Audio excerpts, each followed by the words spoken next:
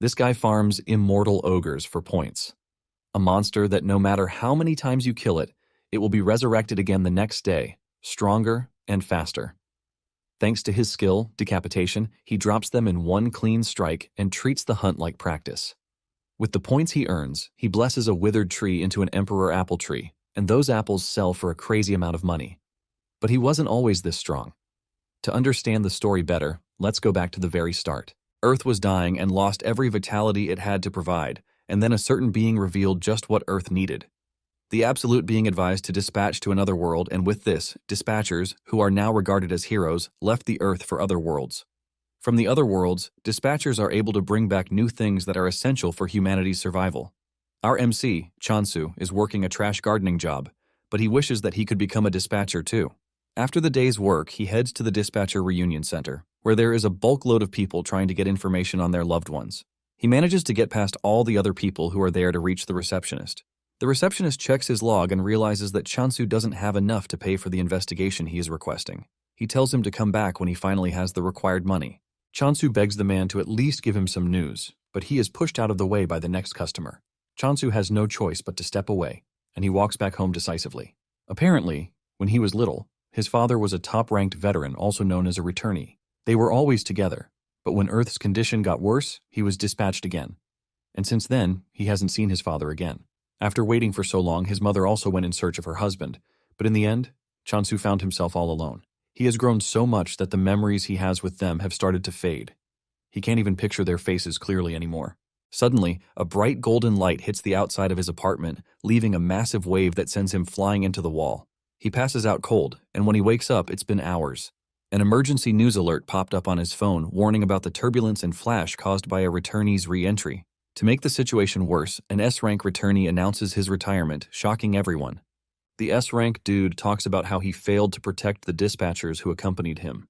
He also could not protect his god, and in the end, he returned alone, a failure. The dude says he can no longer dispatch because he has lost the ability and the qualification to do so. Apparently, the earthquake and the bright light were a result of his re-entry. With a broken voice, the dude announces his retirement, while asking everyone to do their best to protect Earth. This is basically bad news for everyone because Earth's population has grown below 500 million, making it hard to raise high-ranking dispatchers. Chansu cannot believe that the dude failed at his mission, and he is also retiring from it. Just then, he hears a knock on the door, and he wonders who it could be.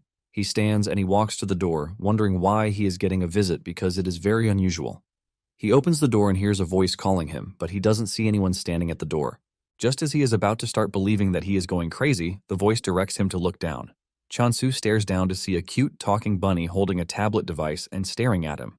This scares Chansu so hard that he falls on his arse, but the rabbit simply continues with his business, asking him if he is Chansu.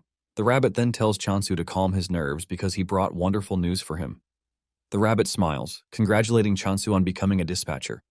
Chansu is shocked to hear this, forcing him to ask the rabbit again if he knows what he is saying. The rabbit admits that Chansu is probably confused, but he assures him that it doesn't take away the fact that he has been chosen. Since Chansu is acting suspiciously, the rabbit suggests that they move to another location. As they walk through an unfamiliar hallway, the rabbit asks Chansu if he has any special skills, because most people have at least one. Chansu then replies that he is the highest in the trash league, which is why he is not even qualified to be a dispatcher. However, he is pretty good at trimming trees or flowers. The rabbit is shocked to his bones when he hears this, and Chansu is also surprised that the dude approached him without knowing that he is worthless. The rabbit then calms himself down, saying there is always a reason for everything. He assures Chansu that he might be worthless, but it doesn't change the fact that he was chosen. Chansu is completely blown away because he never expected to find himself in the dispatch center, which means a chance has finally come for him.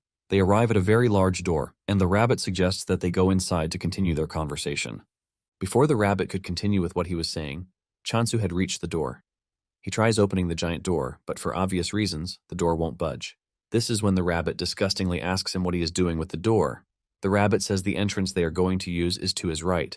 Chansu doesn't want to believe his eyes when he realizes that the rabbit is pointing to a very tiny door, which is a perfect size for the rabbit, not freaking humans. The rabbit says he has never had issues using the door, and Chansu is forced to remind him that he is a freaking rabbit. Believing that the rabbit is nuts, Chansu says he has to leave, and the rabbit asks him if he is sure he is making the right decision. The rabbit reminds him that he has failed every test that he has taken, but in the end, a rare opportunity has come knocking on his door. The rabbit asks him if he thinks an opportunity like this will ever come in his lifetime again. The rabbit tries to tell Chansu that he is not trying to coerce him because he is free to leave if that is what he really wants.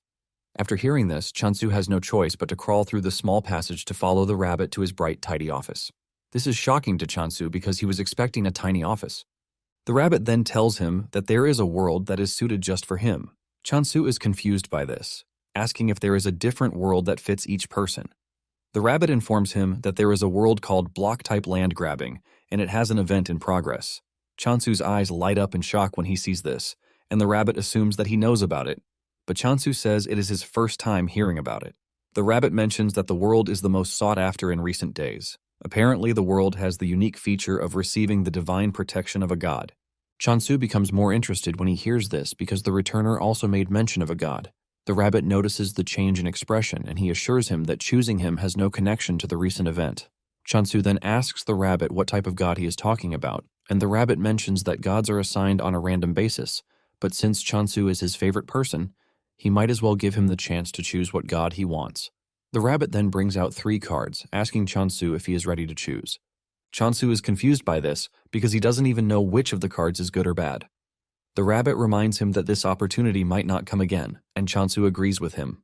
Remembering his father, Chansu is pissed that he is even hesitating in the first place. Chansu then chooses his card, and a visual representation of the god appears right in front of him, shocking him. This scares the living daylight out of him, and when he stares at the card that he chose, he realizes that it is the god of negation, with a 44% rate. The rabbit urges him not to be a coward because everything he just saw is nothing but a dramatic effect. With his heart almost out of his body, Chansu is forced to ask just what kind of god would require an effect that almost sends him to the afterlife. In addition, Chansu doesn't think the god is the right choice for him because the name alone spells trouble. Chansu gets back on his feet and nervously asks the rabbit if there is a chance that he can draw the cards again. The rabbit assures him that he can, ultimately shocking him. Chansu quickly draws the card, and just like before, he pulls the god of negation again. Chansu is pissed, and he starts assuming that the draws are a scam because there is no way he is getting the same god every single time. The rabbit then tells him that there is nothing wrong with the cards. Chansu is surprised to see the rabbit change his expression, and then he tells him that he has just one last chance to draw a card. He urges Chansu to choose properly this time around. Chansu is frustrated, and he hopes to just pick anything, which is basically not the god of negation. He draws another card, and this time a bright green light appears, and Chansu's face brightens up with hope. This time around he pulled a card, which is the goddess of abundance, but it has a less than 1% probability. He is about to lose interest when he sees a visual representation of the goddess, and boy, she is freaking hot. Even the rabbit can see the practical imagination on Chansu's face. The rabbit smiles, asking Chansu if he would like another chance.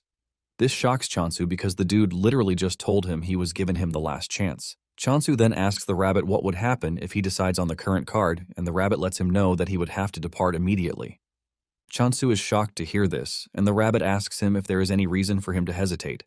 He tells Chansu that he has a rare chance to go from being a dispatcher to becoming a returner. The rabbit starts feeding his head with sweet imaginations of how people will celebrate him for being a hero. The rabbit tells him that being a dispatcher will give him a very good life, which is 10 times better than the one he is currently living. Chansu realizes that the rabbit is actually right because his life is basically worthless in the first place. He makes his decision, and the system informs him that he has been chosen to serve the goddess of abundance. The image of the goddess is shown to him, and it is just what he imagined in his head. Chansu smiles, believing that he would be able to do anything if he were with such a goddess. Chansu then asks the rabbit where he is supposed to go. The rabbit opens a portal, saying it is time for them to go. But just then, he pushes Chansu straight for the portal. Chansu fears, asking the rabbit if it is really safe for him to enter the portal. The rabbit teases him that the portal is beautiful, but to Chansu, he is staring at an obvious death trap. Nonetheless, he has no intentions of backing down, as he plans to become very successful to show his haters that they are trash. While he is busy thinking about how he is going to become successful, the rabbit pushes him into the portal. Just then, a voice scolds the rabbit for directly intervening in the matter when he knows that it is quite forbidden. The rabbit replies that they have no choice because Chansu is the only one who can help.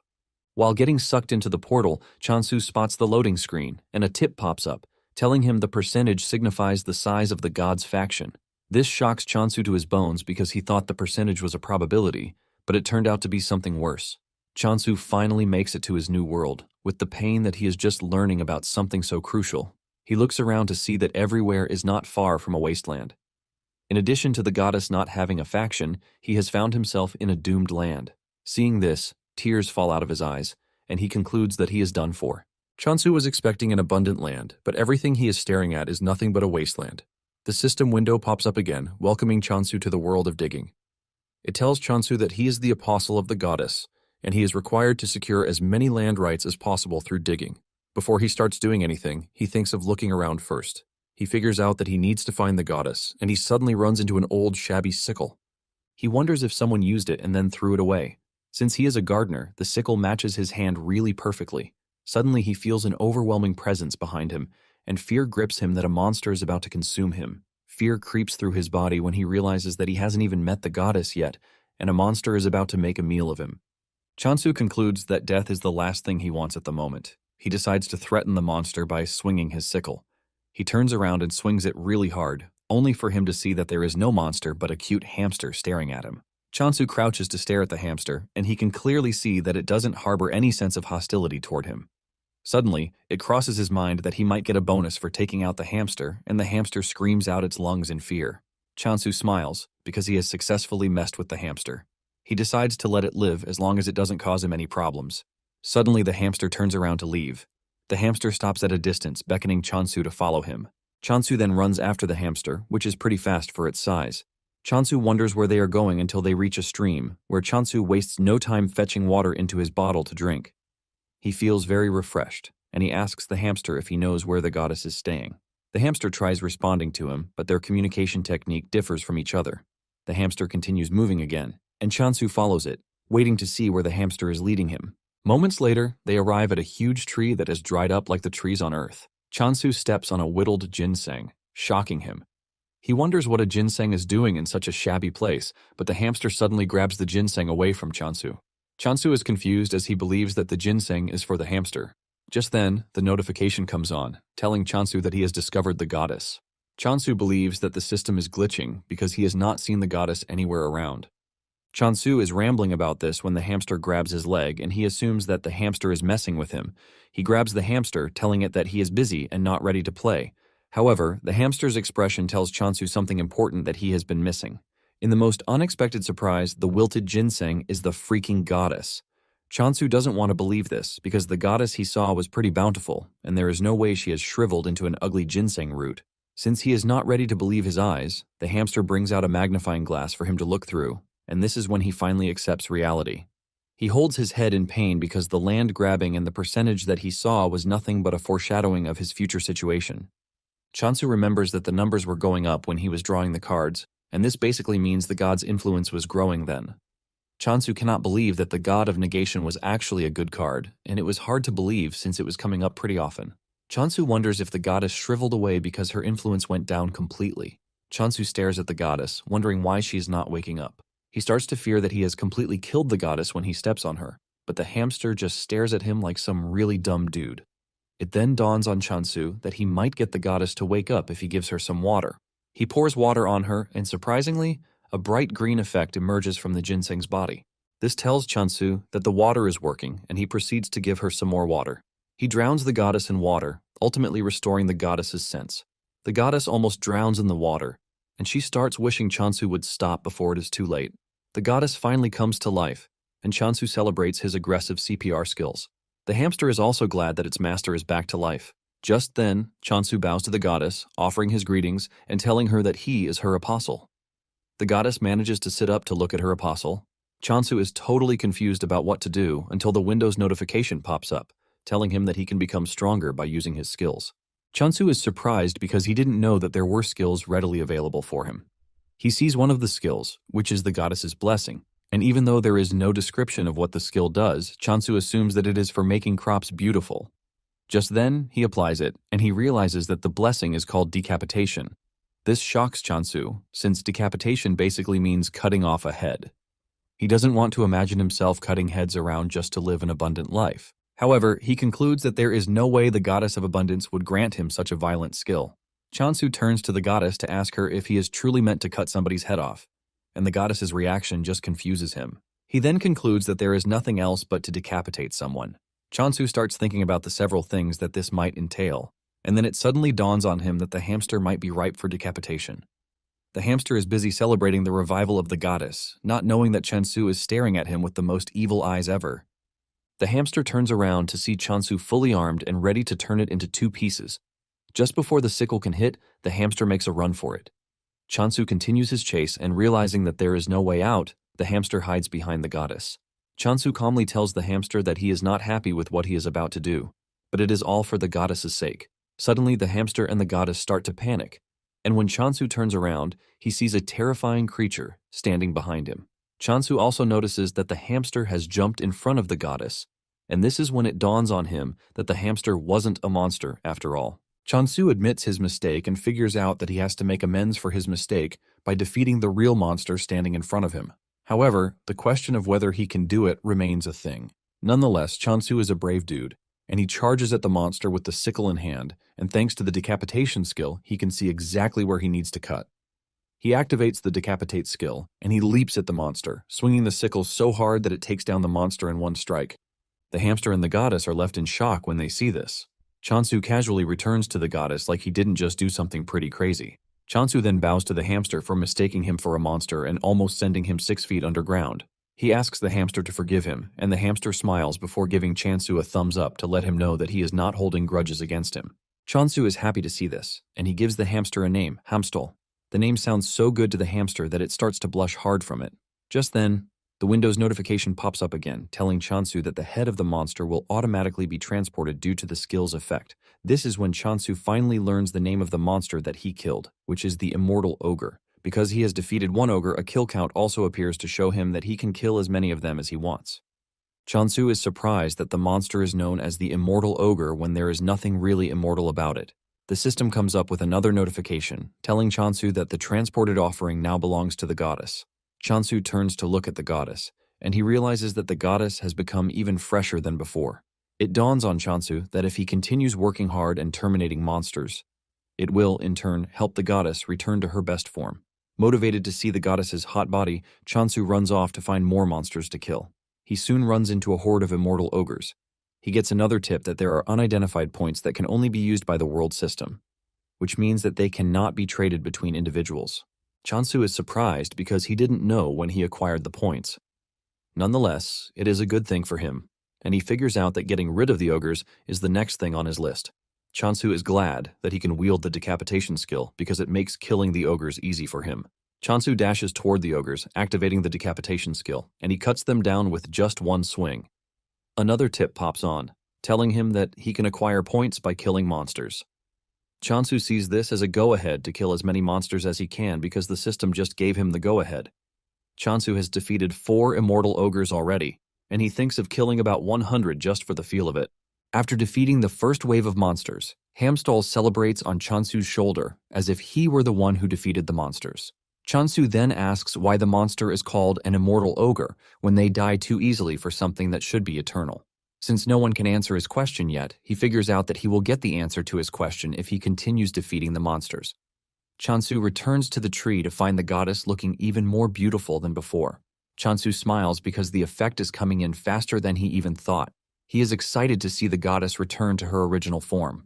The goddess then points to the huge tree, leaving Chansu confused about what he is supposed to do. It then dawns on him that the goddess is asking to be lifted into the tree. Chansu helps the goddess up, but the goddess beckons to him. The system then tells him that he can use the Blessing of Abundance, but every skill consumes points. Chansu touches the tree and activates the Blessing of Abundance. He pours all of his skill points into it, and with the help of the skill, he makes the tree bountiful again. By the time he is done, he is surprised to see that the tree is an apple tree, and there are apples hanging everywhere. He plucks one of the apples that looks really giant. Even though he has not seen an apple before, something tells him that it shouldn't be that big. Even though he is tempted to munch on the apple, he decides to offer the first harvest to the goddess. The goddess accepts the fruit, and to his shock, the goddess absorbs the apple in seconds. This leaves Chansu questioning the possibility of what he just witnessed. He realizes that the goddess is quite powerful and figures out that getting on the goddess's bad side is not a good thing for him. Chansu leaps onto the tree to fetch a bunch of apples so that he and Hamstol can both eat. Chansu figures out that he has to be pretty strong because the goddess he serves is not one to joke around with. Chansu munches on the apple, and he is surprised at just how delicious it is. While he is quietly enjoying his apple breakfast, The goddess, on the other hand, is wondering how Chansu is able to defeat several monsters in a single day. In addition to this, he was able to bring such a giant tree to life in just a day. A cold feeling runs through the goddess's body as she starts to wonder where such a monstrous boy like Chansu emerged from. Taking a deep dive into Abundance's backstory, she was in charge of food, and she was a force to reckon with because of the high-quality agricultural products that she offers. However, when the god of corruption started absorbing other factions, Abundance had no choice but to run away because corruption's power was getting too massive. To survive, Abundance abandoned her trade and resorted to hunting monsters, but her forces were unfit for combat. Because of this, they could not win a single battle, and as a last resort they modified their skill to make something else. However, this didn't guarantee Abundance's survival. Basically, the decapitating skill that Chansu thinks is for cutting off monsters' heads is actually a skill to help Abundance's subordinates bring back the heads of dead animals or monsters. Because her subordinates were bad at combat, they could only do their best. Just by staring at Chansu, the goddess is crippled with fear because he is completely different from what she envisioned.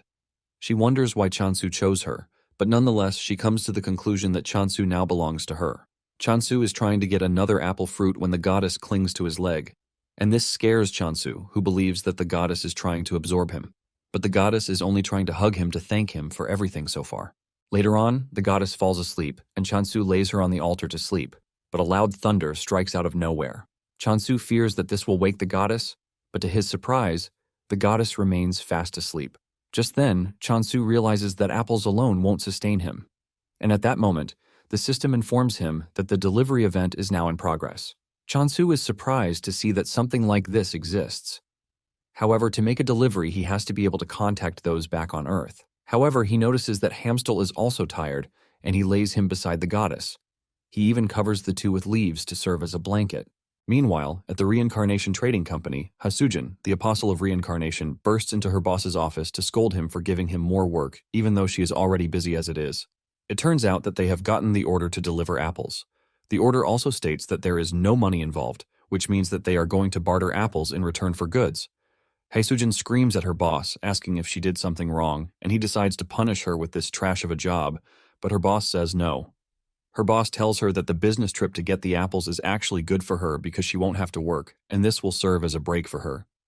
Her boss tells her that staying at the office means more work for her, and he urges her to use the trip to clear her head a bit. Haesujin argues with him, saying there is no one else to send on the trip, which is why he is sending her. Her boss chuckles nervously because she might be right with her deduction. Her boss urges her to get a move on because she might just discover something lucky on the trip. He waves her goodbye, hoping that something good comes out of the trip. Haesujin checks out the order logs and realizes that there are a bunch of deliveries that she has to do, and she hopes that it is worth it, or else there is going to be a big problem. Meanwhile, Chansu has been gathering apples in preparation for delivery. While Chansu is gathering the apples, Hamstel is having a field day with them. Chansu soon finds him munching on the apples, and he grabs him, telling him to stop messing around with the apples. He tells him that the apples are for trading because they will be meeting with someone later in the day. Since the delivery person will be coming a long way, Chansu figures out that acting all cool on the first day will leave a good impression on whoever the person is. According to the information he got when signing the delivery event, he found out that the world is truly divided into blocks, and the Block Territory Conquest Grand Summon event is in progress. Even though it appears as a regular land, there is a wall at the edge, and to move to another block, a movement ticket is needed. Chansu figures out that there is really nothing around him, and it would take him a whole week to reach the nearest village. Chansu is glad that the delivery only takes 2 days. Even though it is quite fast, Chansu doesn't care as long as he gets his sleeping bags pretty fast. In addition, he ordered a cushion for the goddess to sleep on. Chansu is aiming to raise the goddess's affection to the maximum to make sure he doesn't get on her bad side. Chansu also notices that the immortal ogres have been showing up on their own since the day before, which is a good thing for him. He has finally figured out in the name that the immortal is more or less a reviving term. Nonetheless, Chansu doesn't care, as long as he gets to terminate as many of them as he can, while farming for points. While battling it out with the monsters, he almost gets crushed from behind, but he manages to dodge. This is when it dawns on him that the monsters have gotten slightly faster. He assumes that the monsters grow stronger just like skills do. Even with this, Chansu feels no danger coming from them whatsoever. While taking out the monsters, Hasujin is watching from the sky, and she has the same reaction as everyone who has witnessed Chansu take on the monsters. All she sees is a crazy, overpowered dude who has monsters for breakfast. Apparently, the immortal ogre was once considered the main hunting target for most dispatchers because it provided more points than regular monsters. However, no matter how many times it was killed, it always resurrected the next day, stronger than before. Even if the dispatcher moved their block, it would continue coming after them, which makes it the most persistent monster. In addition to this, it usually leaves a curse on its target, giving it the chance to wear them down until they eventually collapse. In the end, it became a creature that everyone avoids. That same creature is what Chansu is cutting down like tissue.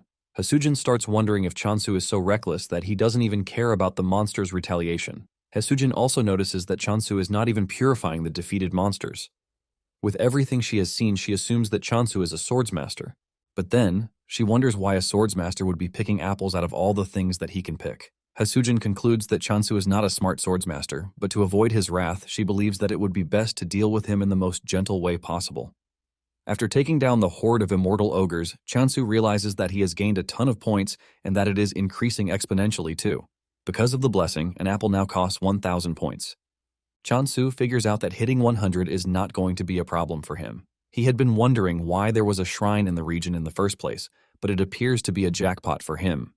Just then, Hasujin approaches him and she humbly bows to him. She introduces herself, revealing that she is from the trading company and that she has come with Chansu's delivery.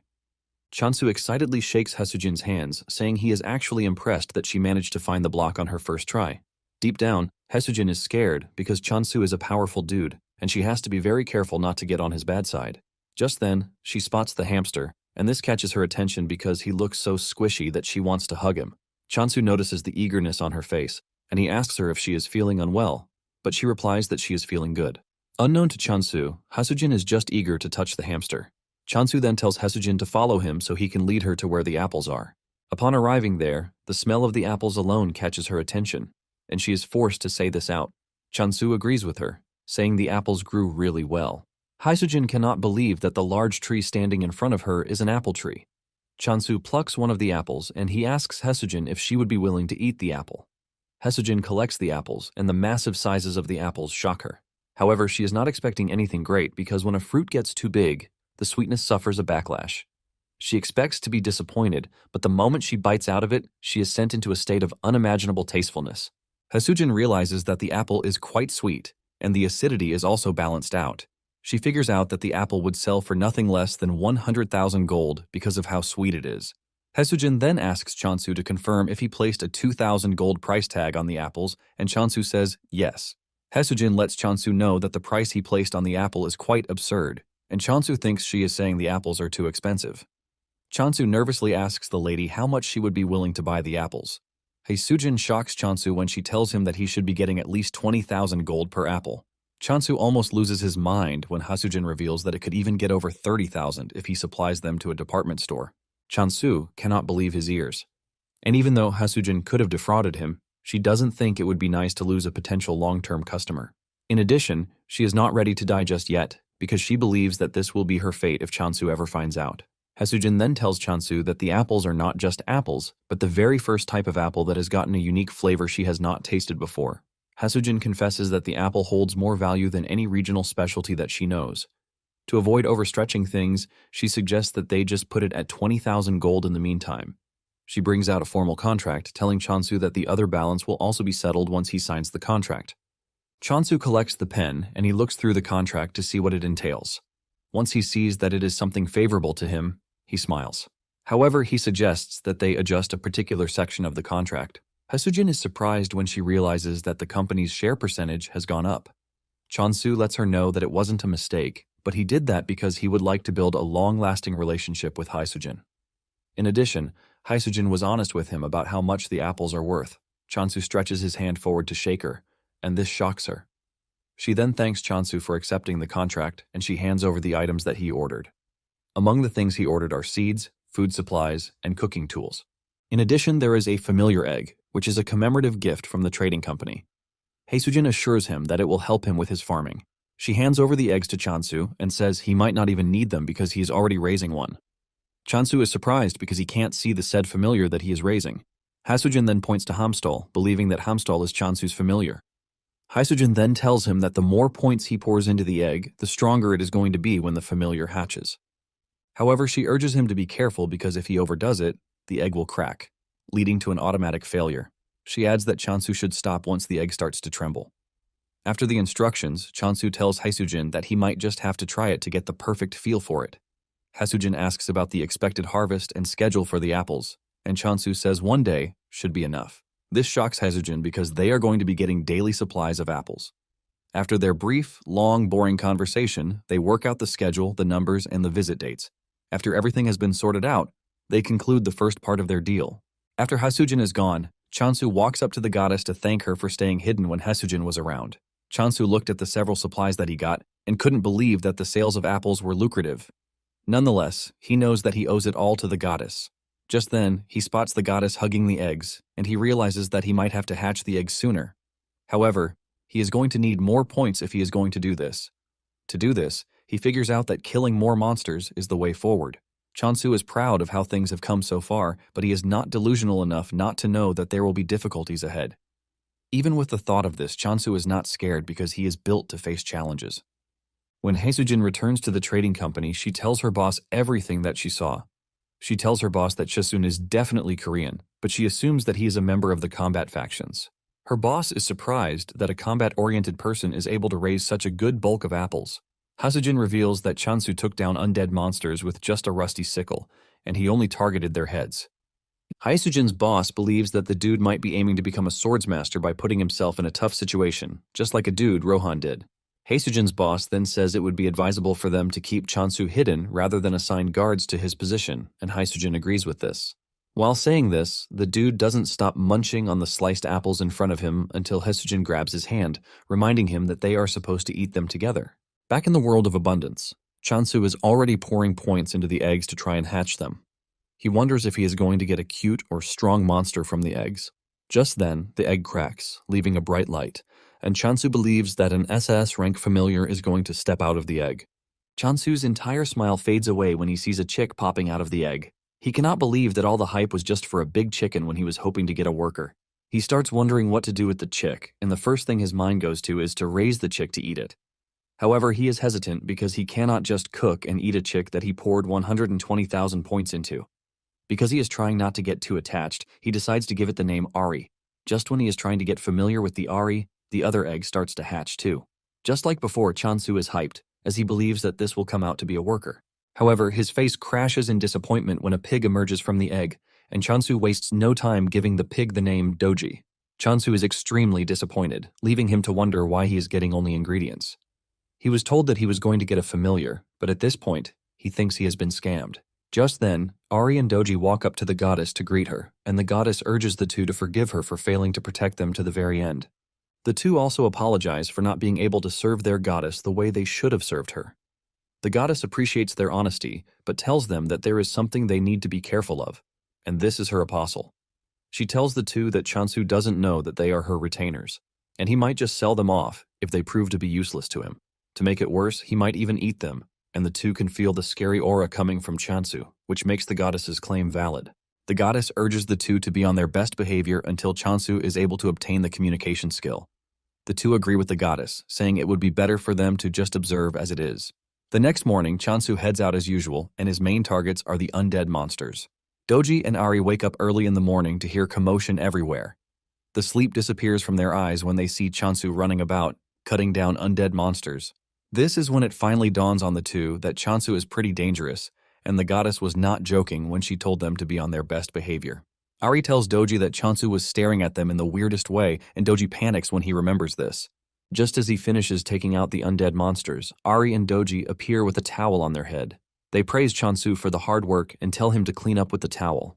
The two have seen Chansu in action, and they have finally understood what the goddess told them about being useful. Chansu thanks the two for being thoughtful, and after cleaning up, he offers them an apple. Doji rushes toward the plate while Ari is trying to act like he is not a glutton. Chansu is happy to feed the two because he once heard that grape-fed pork always tastes better. Ari tries to stop Doji from eating so he won't grow into Chansu's desired flavor. However, Ari also gets drawn in by the flavor of the apple because of the amount of points that Chansu poured into it. Nonetheless, he manages to control himself. Chansu then offers him grains and he jumps on the grains without wasting time. To him, he is making the right decision because he is never going to grow into fried chicken like Doji. After this, Chansu moves over to farming. He has Doji dig the ground, while Ari plants the black bean seeds.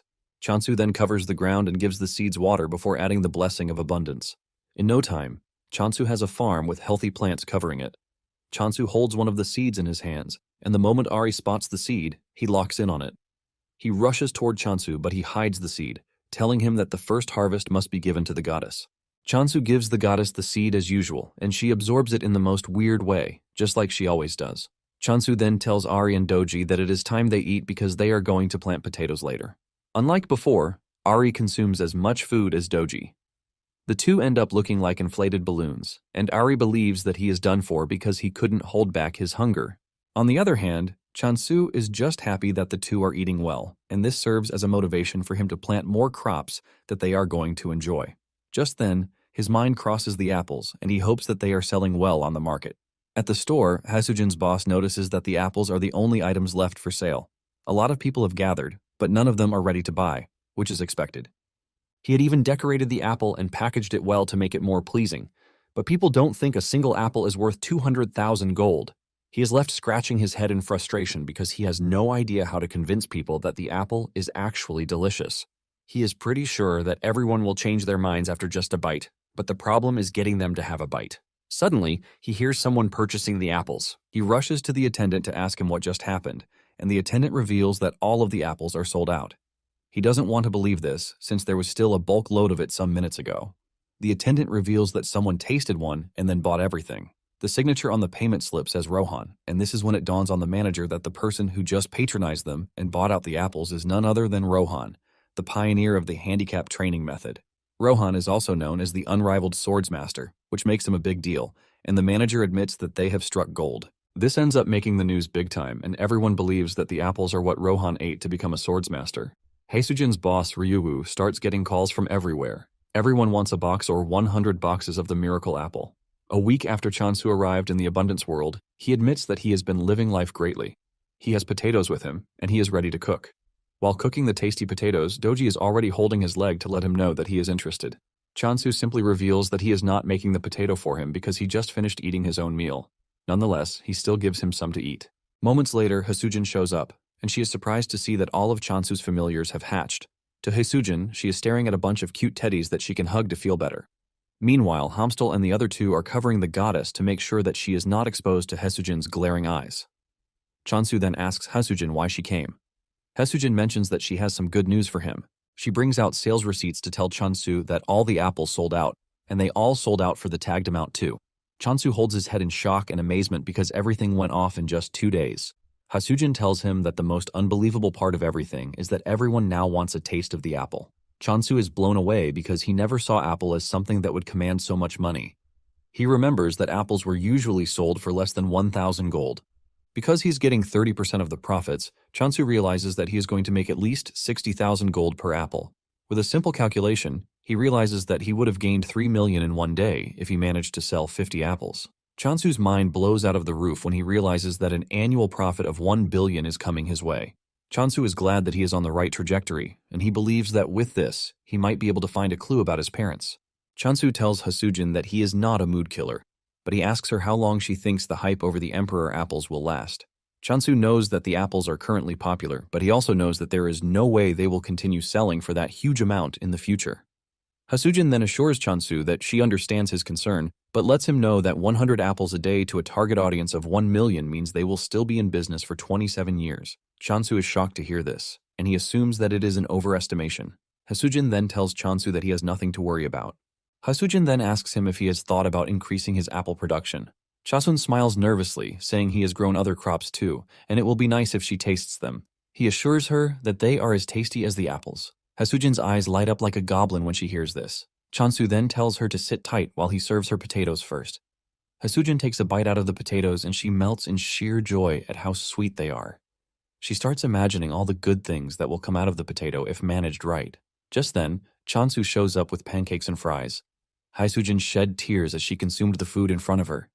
She mentions that the potato fries can be considered a main dish instead of a side dish. Chansu then finishes the combo with roasted sweet potatoes. The moment he serves this, Doji and Ari go crazy, demanding that he give them too. Chansu then suggests that they all eat together. Chansu notices that Ari is looking skinny, and there is one explanation for this. It is basically because Doji has been stealing Ari's food, preventing him from eating properly. Hamstal jumps on the table to eat with Hasujin, and Chansu asks Hasujin for her thoughts on the potatoes because he plans on selling them too. Hasujin thanks Chansu for the delicious meal, and then asks if there is a way he can grow the crops and also increase apple production. Chansu replies that it would be difficult, since he is going to need more points. At the same time, Chansu doesn't think it would be wise for him to use all of his points on farming. Hasujin lets Chansu know that his efforts are appreciated, but she urges him to focus more on apples. Hasujin mentions that all of the apostles are Korean, and the culture of the world is built on this. Hasujin says the food is amazing, but lets Chansu know that it is hard to charge a premium price for crops alone.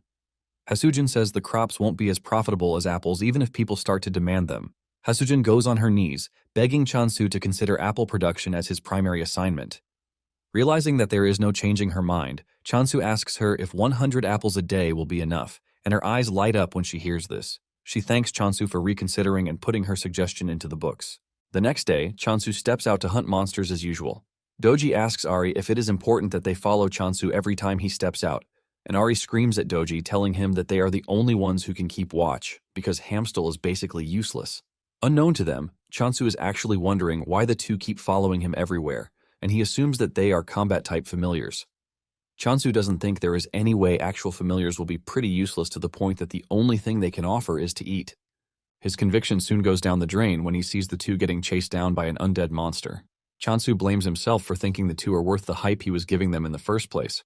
Just then, Doji trips, giving the undead monster the chance to close down on him. Chansu tries to reach him, but the distance is just too much for him. Chansu tries getting the monster's attention by screaming, but even this doesn't work. Chansu swings his sickle, but even this proves to be useless because the range is short. Suddenly, the monster dies, shocking Chansu because he knows that the sickle didn't reach the monster. Just then it dawns on him that the skill might have been upgraded, and the skill range has increased. Chansu tries it out by staying at a distance and swinging the sickle at the monsters. With just one strike, he takes out multiple targets and the window pops up, alerting him about the newly obtained range of the skill. In addition, he gets a new skill, mass decapitation, and this shocks Chansu, but he figures out that this would allow him to handle more monsters. Chansu goes on a rampage, cutting down several monsters, and this scares Ari and Doji. The two immediately run back to the goddess, who is shocked to see them back so soon. Ari tells the goddess that Chansu might have gotten stronger, but at the same time, obtaining the communication skill is also important. The goddess then urges her retainers to calm down because she never granted such a skill. Doji then tells the goddess that the name of the new skill is mass decapitation, and this name itself shocks the goddess. Fear crept through her body as she thought about this because it was her first time hearing it. Even the goddess has no idea what type of person Chansu is at this point. She assumes that he is a grim reaper sent from hell. Just then, the goddess tells the two that she might actually have an idea of what is happening. Doji hears this and his head goes into overdrive, believing that the goddess was truly the one who bestowed the skill upon Chansu. Ari is forced to slap Doji for being so dumb, and he tells him to hear what the goddess has to say before coming up with his trash ideas. Ari then asks the goddess what she thinks happened, and the goddess replies that the apostle's skill has evolved. The goddess mentions that decapitation skill is a modified version of the harvesting skill.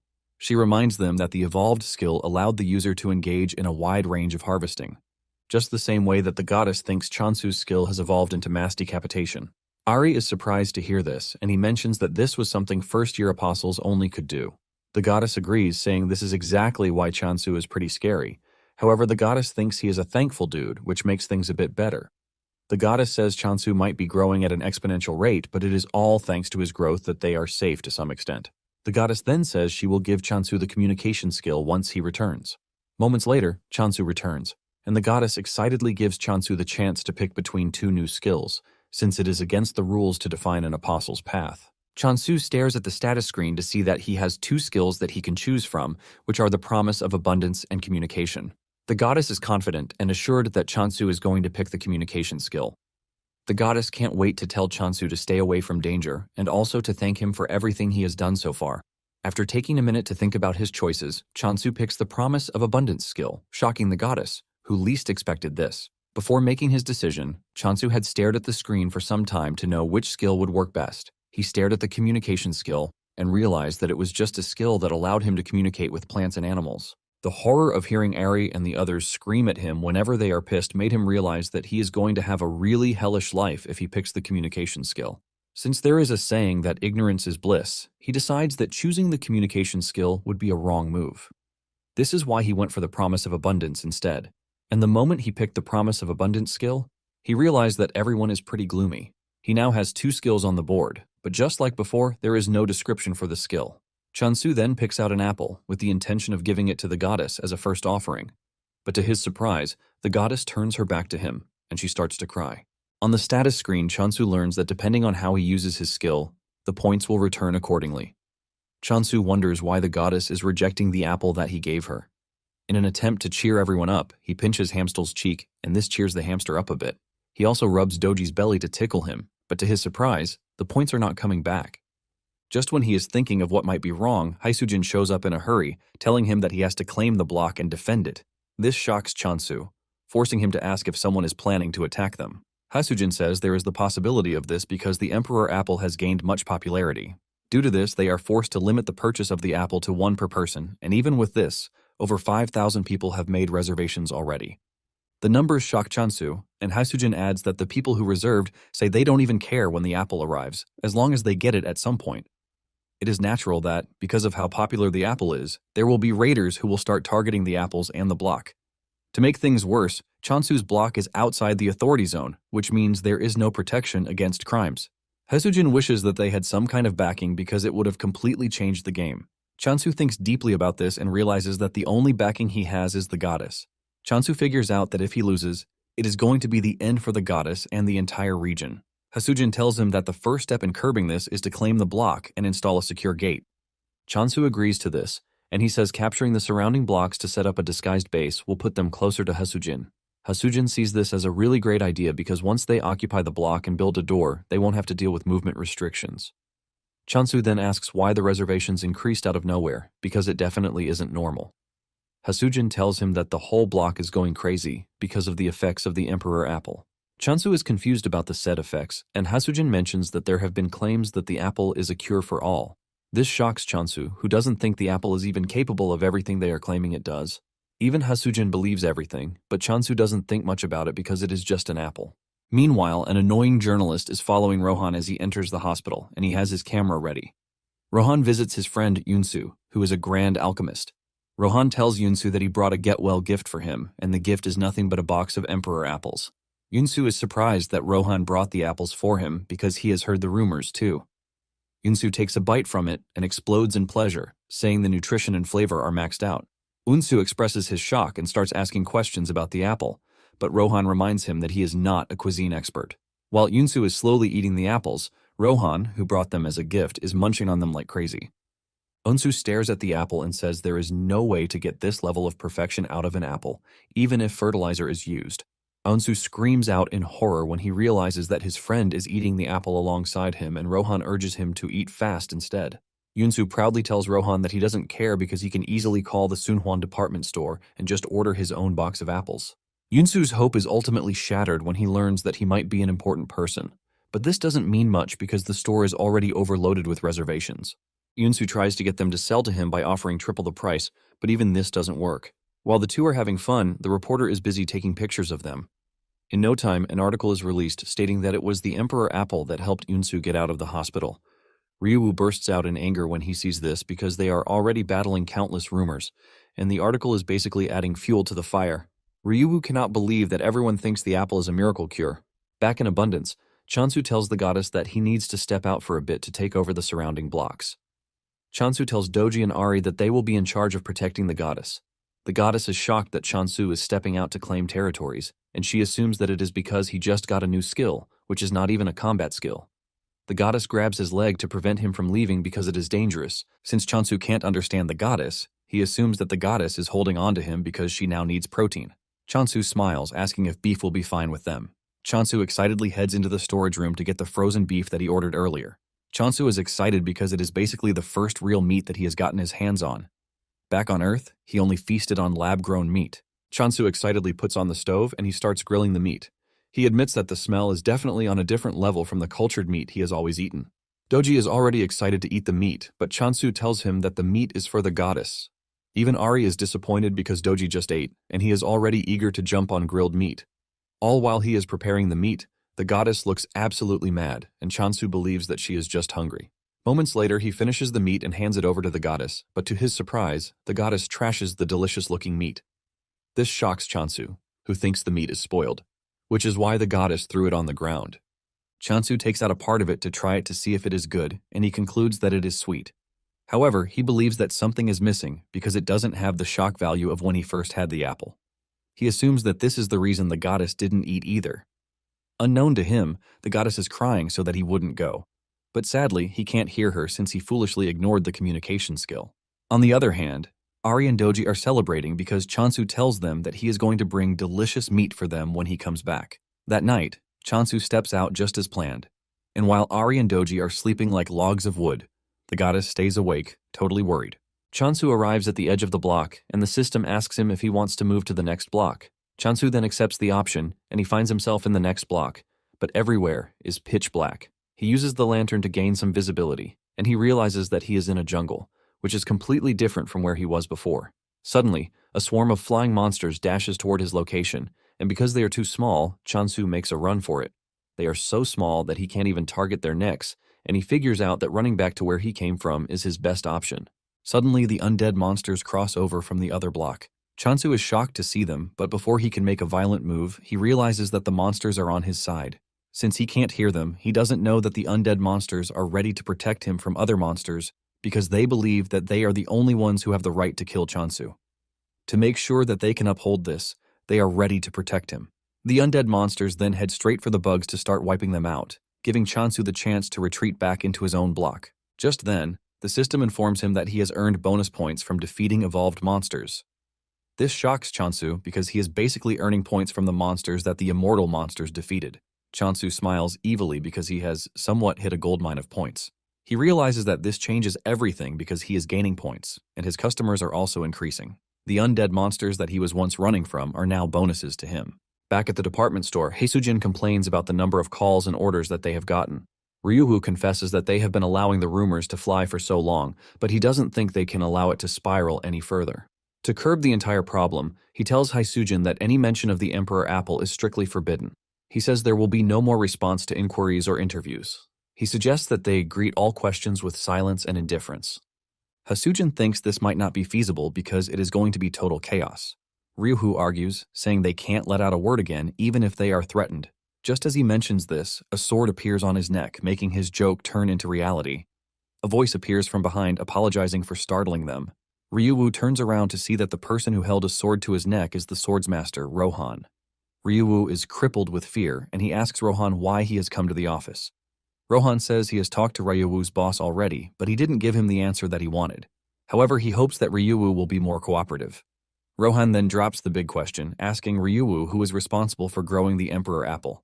In addition to this, he wants to know where the said person is. Ryuhu immediately runs behind Haesujin, telling her to explain things to the scary Rohan. Haesujin is shocked that Ryuhu is hiding behind her when he is the senior and should be the one explaining things. Ryuhu frantically tells Haesujin that he never thought Rohan would bring a real sword to a civilized talk. Haesujin is ultimately disappointed, and she finally understands the saying that bosses are trash. Even though she is scared, Haesujin stands her ground, telling Rohan that the company doesn't joke with their clients' information. The moment Rohan hears this, he pulls out his sword and the two almost faint from fear. Surprisingly, Rohan drops the sword on the floor instead of ripping them apart with it. Rohan then tells the two that he doesn't need them because he is just going to find the farmer by instinct. After saying this, he turns around to leave, shocking Ryuhu and Haesujin. Haesujin has no idea what is happening, and he asks Ryuhu what the dude meant by instinct. Ryuhu reveals that swordmasters usually have instincts that are far better than those of a regular person. He tells Haesujin that he once heard that Rohan solved many problems in the past using his instinct only. Haesujin is blown away by this, leaving her to wonder if what Rohan just said is possible. 2 days later, Chansu was waiting for the arrival of Rohan because Haesujin had already gave him the heads up. He wonders why Rohan has not shown up at his doorstep even after 2 days. Suddenly, he gets the notification that someone has entered the block. Without a doubt, he figures out that it has to be Rohan. He stands by the door, waiting for him to enter any minute, but to his surprise, no one enters. He assumes that there is a glitch in the system since all visitors are expected to enter through the gate. He checks through the system again, and he figures out that it is not a glitch. He decides to check out the surroundings just in case, and suddenly he is hit with a big surprise. Chansu watches as Rohan tears down a section of the barrier with nothing but his sword. Just the sight of Rohan sends chills down his spine, and Rohan walks up to him, asking him if he is the apple cultivator. Chansu tries to hide his nervousness by welcoming Rohan the best way he can. Rohan goes straight to the point, telling Chansu that he is there to buy apples. Chansu is shocked by the sudden request, and he asks him how many apples he plans to buy.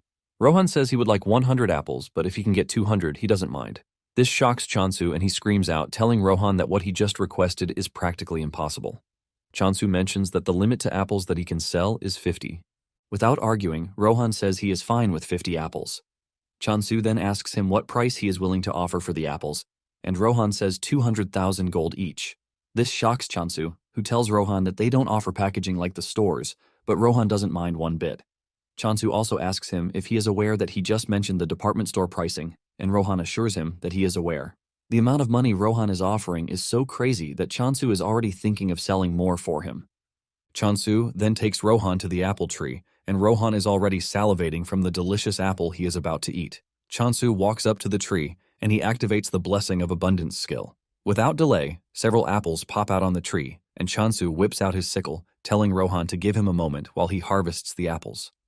However, Rohan tells him that there is no need for this. He brings out his sword, and in seconds he cuts down all the apples, leaving Chansu in a state of horror. He doesn't want to believe his eyes, and he just assumes that what just happened is nothing but a bug. After concluding the deal, Rohan sends Chansu the agreed-upon money, and he assures him that he will be visiting again next time. Just as Rohan is about to leave, Chansu stops him. Chansu figures out that Rohan might be a big help to him concerning the new block. Chansu then asks Rohan if he is interested in other crops because he just grew them, and he is pretty sure that Rohan is going to love it. With a straight face, Rohan asks him what kind of crops he is talking about, and Chansu says potatoes. He has not even finished saying this when Rohan says he is not interested. Chansu pushes further, saying he has sweet potatoes and beans, but Rohan's answer remains the same. After denying all of his requests, Rohan says he is going to leave. Realizing that Rohan is integral to his plan, Chansu makes a desperate move to tell Rohan that he is going to give him more apples than what they agreed upon. Chansu can sense that Rohan is not a bad person, even if he appears to be strange and wild. Chansu then tells Rohan that he needs to take over another block if he is going to continue with the steady supply of apples. To do this, he tells Rohan that he is going to need his help, and in return, he will pay him with apples. Chansu is wondering if his plan will work when Rohan walks up to him, telling him that he has agreed to the offer. Without wasting time, Rohan heads to the new block, with Chansu running after him just to keep up. Chansu is surprised that Rohan is heading to the block immediately, and he starts wondering just how strong the dude can be. Chansu notices that the ground is wet with a strange liquid, which is very different from his own block. Chansu is staring at his dirty shoes when a monster appears behind him. Before the monster can make a meal of him, Rohan drags him off, telling him to stay behind him because hanging around is dangerous. Chansu cannot believe that Rohan is using the word dangerous when he is the one who is the dangerous one. Chansu is surprised that he almost got eaten by a monster disguised as a plant.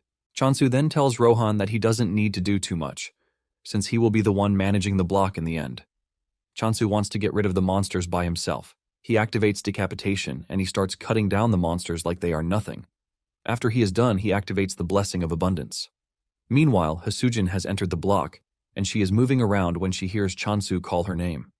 She looks down to check on Chansu with a bright smile on his face, but the smile disappears when he sees Rohan with Chansu, working on a plant. Hasujin rushes down to ask Chansu what is happening, and Chansu says that since he is planning on taking on the surrounding blocks, he decided to plant his foot in the area. Hasujin screams at him that she doesn't care about what he is doing, but she is more interested in why Rohan is with him. Chansu then explains his current predicament to her. Apparently, when they first arrived on the land, Rohan tells Chansu that he would like to taste the apples grown on the new land. Chansu nervously tells Rohan that there is no land there because it is all filled with puddles. The moment Rohan hears this, he whips out his sword and swings it really hard to clear a large portion of the land. He clears the grass, turning it into a space where Chansu can plant seeds. Chansu is gripped with shock when he sees this, and he wastes no time planting the seed. He then casts the Blessing of Abundance on it, and this is what they were doing when Hasujin showed up. The seed that Chansu just planted has grown into a big apple tree with bright leaves. Hasujin is surprised, but she mentions that the apple smells really weird, and Chansu agrees with her. He says this is because of the environment. Apparently, the apples have double the aroma and flavor, and depending on the point of infusion, the taste changes. Chansu then confesses that he is still experimenting with it. Chansu plucks one of the apples and hands it over to Hasujin, asking her if she is willing to have a taste, but the girl refuses, saying she will pass. Haesujin then spots the plant monsters on the ground, and she calls them ostrich tails. Chansu is surprised because this is the first time he will hear of it. Basically, the monster takes a liking to an ostrich's habits, and it is said to be active only at night, which makes it extremely hard to catch. Haesujin checks out the monster, and she confesses that the conditions look really great. He takes some of its blood into a test tube and then asks Chansu if he was the one who hunted the ostrich tails. Chansu replies that it was all him, assuring Haesujin that Rohan wasn't involved. Chansu asks Haesujin if there is a problem with this, and Haesujin suddenly grabs him, asking him if he is willing to sell them. Apparently, the ostrich tails are said to sell for a high price. Scared of the zombie-like lady, Chansu agrees that he is going to sell them. Haesujin raises her hand in the sky, celebrating like she just won the lottery. Haesujin stares at Chansu like he is the most handsome man on the planet. Haesujin can't wrap her head around the fact that Chansu is skilled in both farming and combat. In addition to this, he even has a swordmaster by his side. Haesujin cannot hide the fact that meeting Chansu is a blessing to her. Haesujin is dreaming about several products that she might still get the opportunity to sell when Chansu calls her name. Haesujin is pissed that he ruined her imagination, and she asks him if he wants anything from her. Chansu reminds her that he ordered some things, and Haesujin looks into the bag to start bringing out all the things that Chansu ordered, like pest control plant seeds. There is also a building construction kit with her. In no time, Chansu builds a portable home for adventurers, and he also plants the pest-repelling seeds in the area. This leaves Haesujin shocked because she didn't know that Chansu has the ability to also grow plants in a short duration of time. Haesujin continues wondering just what kind of person Chansu is. Soon afterward, he purchases the new block, leaving the goddess and her retainer rejoicing like babies. Chansu is also happy because he has finally become a landowner.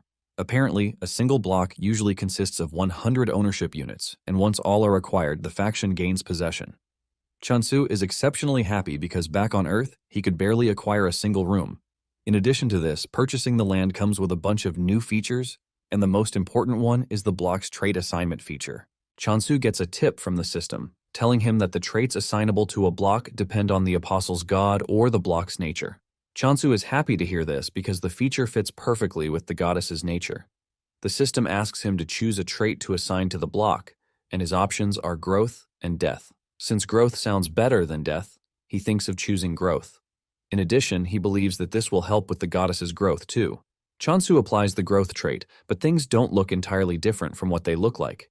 Chansu concludes that there is no notable difference because it is still on stage 1. He checks out the status window to see that the growth trait affects basically everything. Chansu is smiling until he realizes that there is an option for spawned monster growth there. Chansu almost faints from the fear creeping through his body when he sees this. This basically means the trait has its bad and good attributes. One of the bad attributes is that the undead monsters have partaken in it too. Even though they have grown, Chansu is relieved that they are still manageable. Chansu heads out as usual to take on monsters, and he easily takes them down as usual. He is glad because the undead monsters growing stronger also means more points for him. Suddenly, Rohan appears behind him, shocking him because he didn't even sense his presence. Chansu figures out that Rohan has come to see him because his apple is already finished. Rohan wonders what Chansu meant by already, and Chansu reminds him that it has not even been a week since he got the last batch.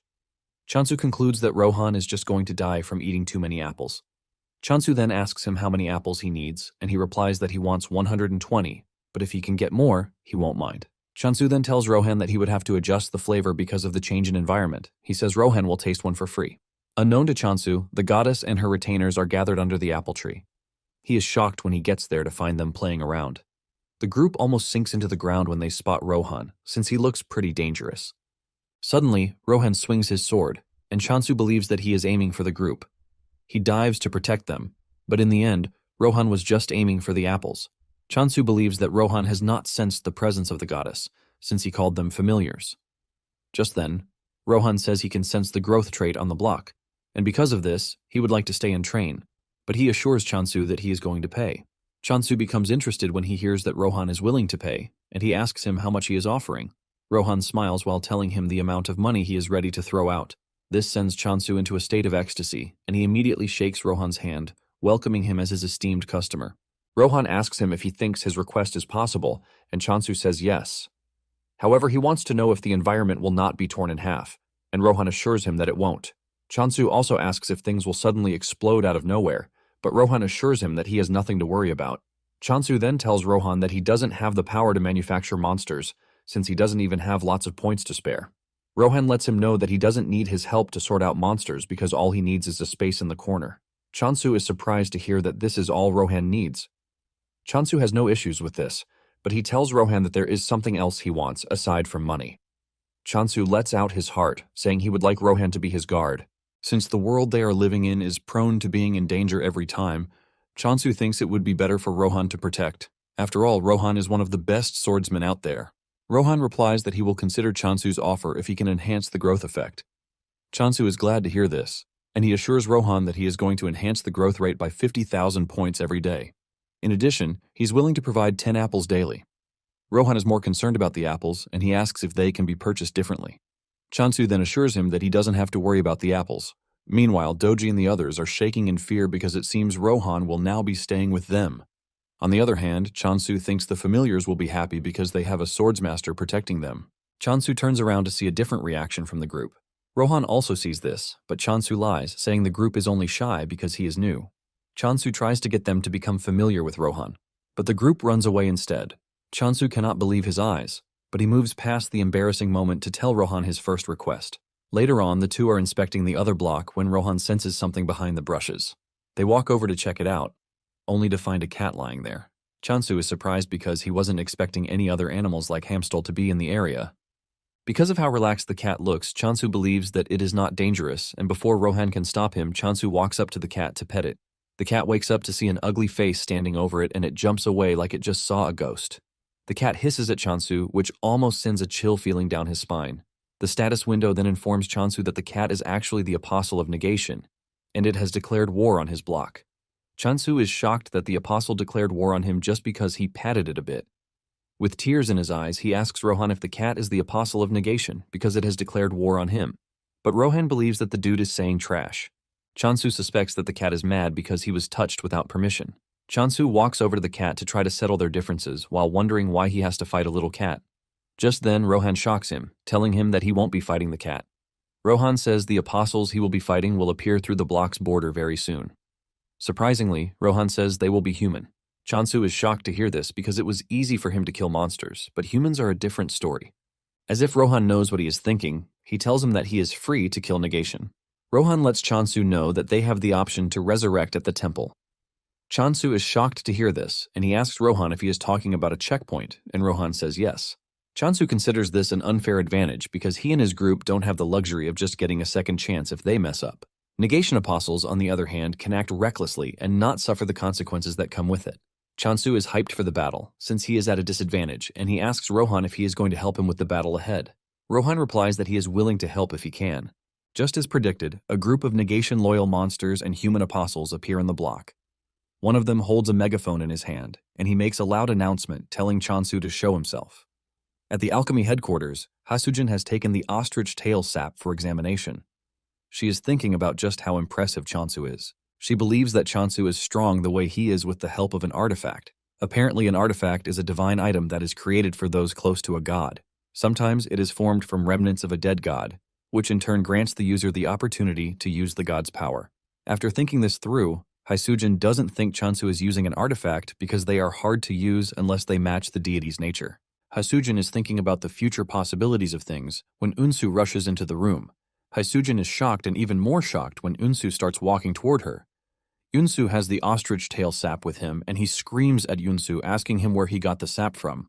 The question shocks Hasujin, but without a doubt, she knows that something crazy is about to happen again. Back at Chansu's block, the apostles urge him to step out before they get tired of searching for him.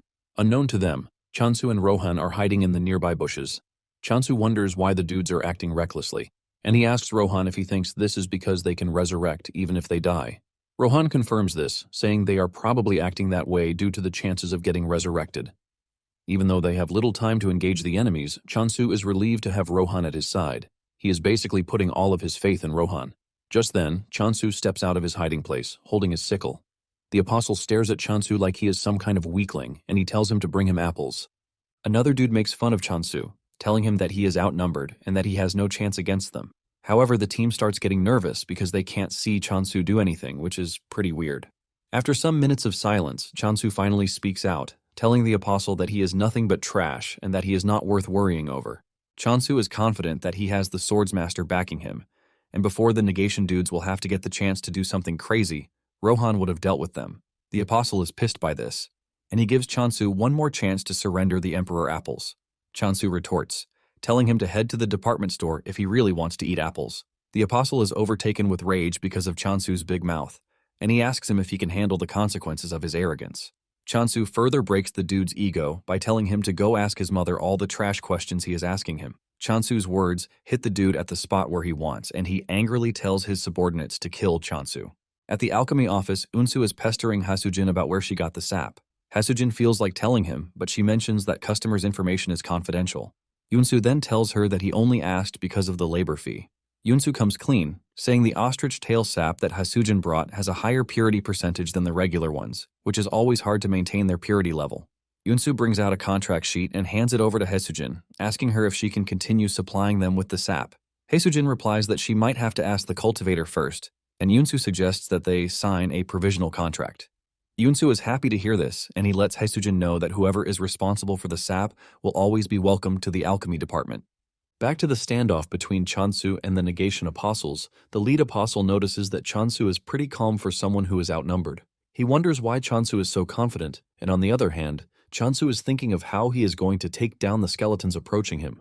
As the skeletons rush toward him, Chansu activates the mass decapitation skill, and he wipes out the entire skeleton team in one fell swoop. The apostle is surprised to see his subordinates flying in the air like they are feathers. Chansu piles on the misery by telling the apostle that his subordinates are quite weak. Chansu stands above the bones, asking the apostle if he is ready to surrender. However, the apostle is not about to lose to some derated farmer. The apostle brings out an orb, and using the orb, he summons a giant monster called Heracles. Heracles looks absolutely terrifying with a lion's head attached to his left shoulder. Instead of running off in fear, Chansu still finds a way to trash-talk the apostle, telling him that he is very bad at giving names. The apostle laughs at Chansu, telling him that he is about to regret his actions because Heracles is a weapon worth lots of money. The apostle then orders Heracles to go after Chansu. Heracles swings his giant punch, but he easily dodges it. Before Heracles can make another move, Chansu swings his sickle at him and sends him to the heavens in just one strike. Heracles crashes to the ground, shocking the apostle, who was already boasting of how strong Heracles is. The apostle cries in pain, saying Heracles is a monster he has been putting together for the past 10 years, and Chansu took it down, like it's nothing. The apostle then turns to his subordinate, Soye, a fourth-generation apostle, to scold her for not joining the fight. Soye reminds the dude that he was the one who confidently went after Chansu, and she doesn't see any reason why he should complain after getting whooped by a farmer. Soye tells the dude that she's willing to get her hands dirty, but she will be getting extra fees. After all, her role was to guide the way, and nothing else. Chansu is smiling and getting excited about the whole thing, until Soye turns her gaze at him, and her eyes turn red. This is when a tip comes in, telling Chansu that Soye uses the skill called Negation of Life, which places a curse on the target. The system doesn't sugarcoat how dangerous the skill is, and before Chansu knows it, he has fallen under Soye's skill. The annoying dude starts laughing when he realizes Chansu has fallen for Soye's trap. He tells Chansu that he is about to witness what happens when someone crosses the negation. Soye screams at the dude, telling him not to forget the real reason why they came in the first place. The dude quickly gets a move on to try and find the apple tree, but he promises to get revenge for his broken creation later. As he dashes through the woods, he can smell the apples in the air, and he figures out that it is just a matter of time before he gets there. Suddenly, he notices a faint movement behind him, but when he turns around, he sees no one. He is left in confusion as he doesn't know where the person is. Suddenly, Rohan appears above him, and thanks to Rohan being a popular swordmaster, the dude recognizes him. However, this doesn't do him much help as Rohan cuts him down. Meanwhile, Chansu suddenly opens his eyes to find himself back on Earth. The last thing he remembered was fighting the negation, but he had suddenly appeared somewhere else. He realizes that things appear to be totally different from what he knows. Just then, he hears his parents call his name from behind. He turns around to see that his parents are actually standing there, and his face lights up in joy as he rushes toward them. He jumps into their arms and hugs them tightly as tears roll down his face. Chansu cries out loudly, asking the two where they have been so far, and he begs them not to go anywhere again. Suddenly, his biggest fear starts to take place in front of him again. His parents push him aside and they walk away, as he screams, begging them not to leave.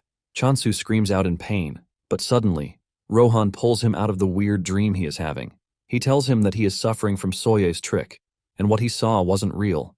Rohan had hit Soye on the arm while trying to rescue Chansu, and she couldn't believe that Rohan was in a place like this. Soye crashes to her knees, and Chansu angrily goes after her with his sickle, ready to punish her for making him cry. However, Rohan gets to Soye before him, and he cuts her down. Soye gets buried by the swampy water, and Rohan apologizes for butting in unnecessarily. However, Chansu is not pissed about this, but he is even thankful. Chansu then suggests that they go back to base while they come back to clean up the mess. Rohan asks him what his future plan is, and he reveals that his plan is to become the world's strongest force. However, the first thing that they are going to do is to take over every surrounding block.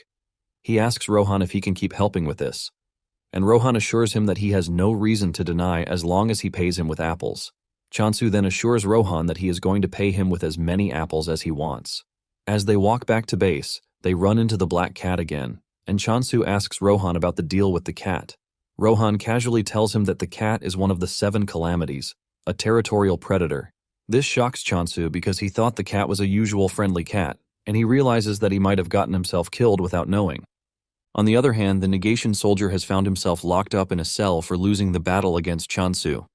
The system tells him that a surcharge penalty has been applied due to the extreme difference between his faction and Chansu's low-level faction.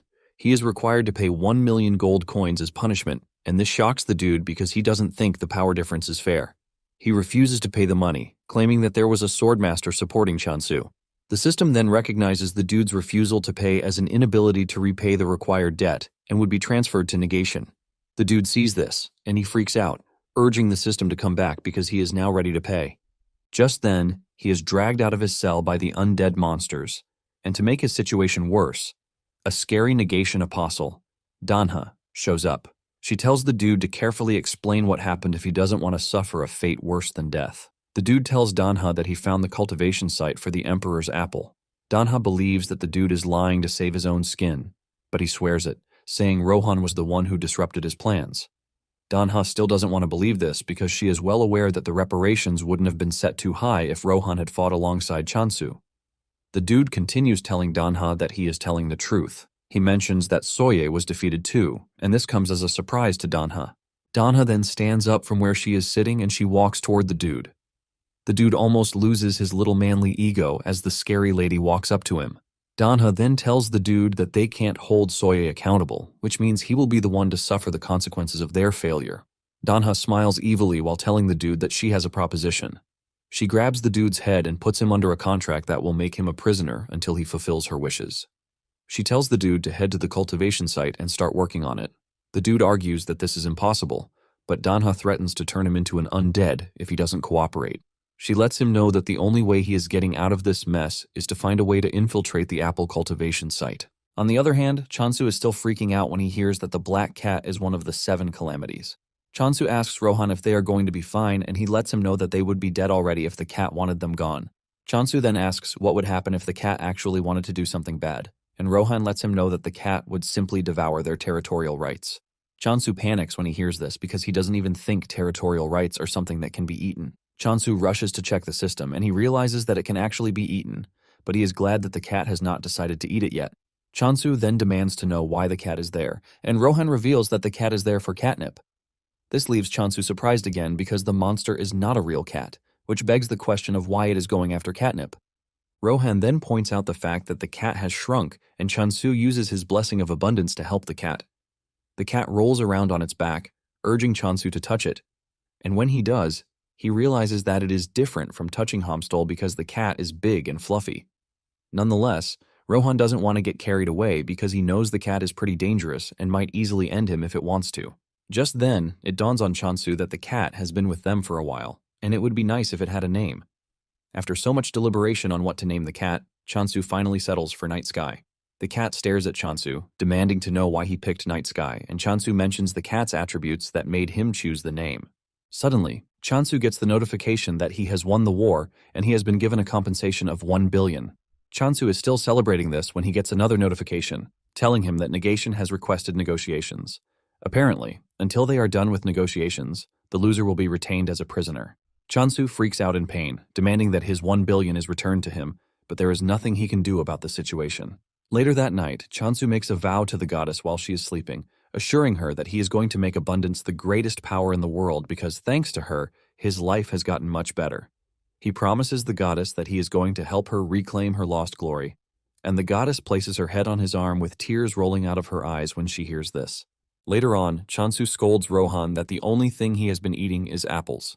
He lets him know that he is supposed to be eating other foods so as to maintain a balanced diet, but Rohan doesn't really care.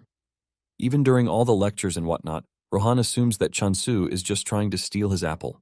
Chansu is forced to leave the matter because he realizes that Rohan is a swordmaster and he can take care of himself. After he is done with Rohan, he walks over to the goddess and her servants. He chose to speak casually to the goddess because he is still trying to hide her identity from Rohan. The goddess's subordinates freak out when they hear this, and they start yelling at Chansu even though he can't hear them. They believe that he is acting all cool thanks to the fact that he has been earning points for them. While the others are freaking out, the pig is the first to figure out that Chansu is probably doing that to protect the goddess, since Rohan doesn't know the goddess's real identity. Just like kids, a brief battle ensues between the pig and the chick, all because of talking to the goddess casually. Shortly afterward, Chansu prepares to leave the temple again, and he assures the goddess that he is not going to stay long. Rohan then tells him that the flow of time in each world is different. In fact, there are differences between Earth and where it is. Because of this, Rohan advises Chansu not to rush too much. Just when he is about to leave, Chansu tells Hamstall that he can come with him because he has gotten a pouch specifically designed to hold him. Hamstall excitedly jumps into the pouch as he joins Chansu on a journey to expand the territory. Thankfully, Chansu has placed a door on the exits for easy access, and with this, he has no need for a travel pass. He steps through the door to find Hasujin already waiting for him. Hasujin freaks out when she realizes that Rohan is still with Chansu, and he lets her know that they have agreed to stay together for the time being. Hasujin holds her head in frustration, saying she was already suspecting, but she didn't know Chansu would go through with it. She then asks him where the cat came from. Chansu lets her know that it was the cat who found its way to him, and he also tells her the cat's name. Hasujin is impressed to hear this as she talks about how smart the cat is. Deep down, Chansu is pleased that Night Sky is smart enough to know that eating the territorial rights means no more apples, hence no catnip. Hasujin then tells Chansu that smart monsters sell for a whole lot of money on the market, but Chansu lets her know that this might be a problem. Hasujin suggests that he install a dungeon to make things easy for him because monsters naturally gather in dungeons. Chansu thinks about it for a bit and realizes that Hasujin is right, and the dungeons might come in handy later. However, Chansu lets Hasujin know that there might be a bit of difficulty because Night Sky came from another block, which he doesn't even know. Hasujin gets more curious, asking if Night Sky is a human who turned into a cat. But Chansu lets her know that Rohan claims that Night Sky is a territory devourer. Hasujin is forced to say this out loud, and Chansu confirms it. Hamstall almost dies out of fear when it hears this. Chansu then adds that Night Sky is actually one of the 7 calamities. Hamstall's spirit immediately leaves his body when it hears this, and Hasujin tries to play it cool. She smiles, and then suddenly grabs Chansu before leaping away from the area. With tears in her eyes, she asks Chansu why he has one of the 7 calamities in his territory. Apparently, there are reports that the calamities can devour not just territorial rights but entire blocks. She demands to know why Night Sky would come, and Chansu says there is a possibility that it came because of catnip. Hasujin doesn't want to believe that Night Sky settled for only catnip when it is not even a real cat. Chansu confesses that he doesn't know either, but he gave some really dumb explanation about why Night Sky might prefer to have the catnip rather than destroy the territory. Hasujin agrees with him but lets him know that they can't say for sure since it is all guesswork. Chansu also knows this, but he believes that he has no choice, since he is the chosen one. Hasujin then asks him if everything is going to be fine because she would hate to come around one day, only to find everything in chaos.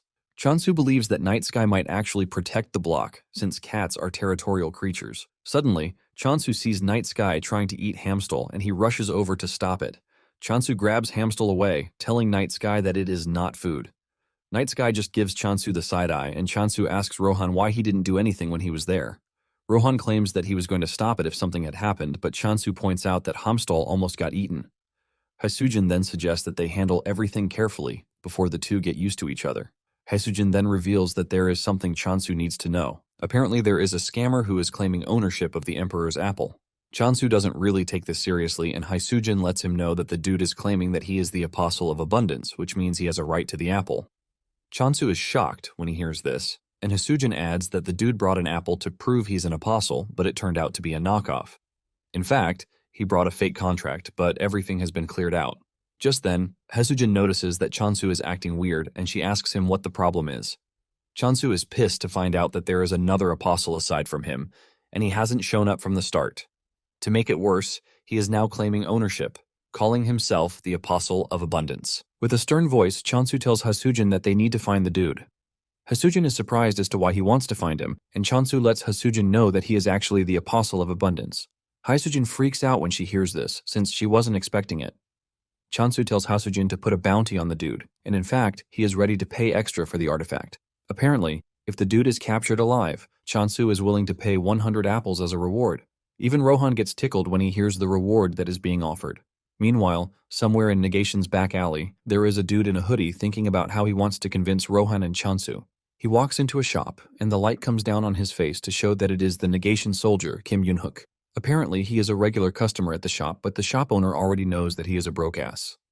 Yoonhook gives the shop owner a list of things that he wants, and in exchange for them, he is forced to give out the last prized stone that he has.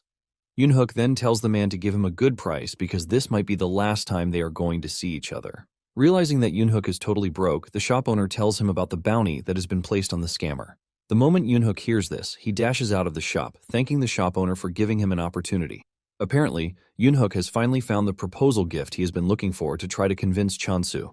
Not long after this, Yoonhook shows up at Chansu's place. He is accompanied by two of his friends, who also want to serve under Chansu. To properly convince Chansu, he lets him know that he has caught the scammer. Chansu is shocked when he realizes that Yoonhook had already caught the scammer, given the movement restrictions and all. He is not entirely surprised because the reward was too good to be ignored. Staring at the scammer, Park Hyunmo, Chansu could actually sense the aura of abundance from his body. Since he doesn't look all that much, Chansu wonders how Park was able to deceive people to scam them. Park starts grumbling, telling Chansu to untie him because he is currently practicing insubordination. Chansu angrily whips out his sickle, telling the dude that he sure knows how to piss people off. Park then makes fun of Chansu, telling him that he is only acting tough because he can't possibly kill him. Chansu walks up to him, places the sickle on his throat, and reminds him that they are both apostles of abundance, which means he knows exactly where to cut to finish him off. However, before anything else, he demands to know where the artifact is. Park scolds Chansu, saying he is trying to rob his senior. Chansu simply makes fun of him, telling him that he has been yapping all day long, which is not a good sign of a senior. Yoonhook ignores the dude and excitedly whips out the artifact, which is a crown made from flowers. Chansu checks out the artifact, and when he realizes that there is no aura coming from it, he confirms that Park is truly his senior. This only makes Chansu angrier because it is exactly because of him that the goddess turned out the way she is. Chansu then walks up to Park, calling him a traitor and letting him know that he has no right to even talk about the Emperor Apple. Park argues that he deserves the rights that come with the Emperor's apples because he is an apostle. Chansu then reminds the dude that he didn't contribute anything, which brings him to the question of what right he has to ask for anything. Park makes the whole thing worse by asking Chansu what he has done too. Park tells Chansu that he is only walking on the foundation he has already laid. He claims that the apples, monsters, and even the temple have all been him from the beginning. Chansu is pissed when he hears this, but he tries to keep a calm profile because, thinking about it, it doesn't appear that Park was working alone. Chansu then asks Park who the hell is backing him. Chansu mentions that it is his job to protect and care for his god, but he abandoned her. To do this, Chansu believes that the dude has something he relied on. Park replies that there is nothing like that because he was only trying to survive, and he ended up driven into a trash place. Chansu then raises his sword to decapitate him, since he doesn't have anything good to say. Realizing that Chansu might actually go through with it, Park screams out in pain, talking about how he didn't have a choice. He claims that he was just a normal human who had never swung a sickle before in his life. Chansu is tired of hearing his BS, and he tells him to just go ahead and tell him who is backing him. Park replies that he doesn't know because they only promised to give him money for life, and he followed. However, he got tricked, and the money never came. Chansu is surprised to hear this because the dude is basically useless at this point. Park starts begging, telling Chansu to forgive him because he would not do such a thing again. However, Chansu lets him know that it is already too late, and he hits him on the head to knock him out. Chansu wants to kill him, but he still can't imagine himself hurting a real person, even though it is a game world. Suddenly, he gets an invite from the god of negation, asking him to convert because if he becomes his apostle, he can easily kill Park. Chansu cannot believe that negation is stalking him. Chansu then asks what would happen if he killed Park, who is in the same faction as him, and Yoonhook tells him that it is a taboo and might get excommunicated. Negation then uses this opportunity to start disturbing Chansu with more offers, but Chansu rejects everything. Negation is so desperate that it even suggests that Chansu take a month's break. Chansu is forced to scream out that he is not interested. Chansu then figures out that Negation is connected to him somehow, which is why he is able to send messages to him the way he wants. Since Yoonhook is begging to be hired, Chansu gives him his first task, which is watching over Park. Not long after this, Chansu returns to the temple with the artifact of abundance. Chansu lets the goddess know that he is there to return what originally belongs to her, and the goddess doesn't want to take it. However, Chansu lets her know that she can, because he is doing fine even without the artifact. The goddess finally takes it, and this emits a bright light that leads to a divine transformation. Chansu watches in shock as the goddess transforms from the plant form into a young girl.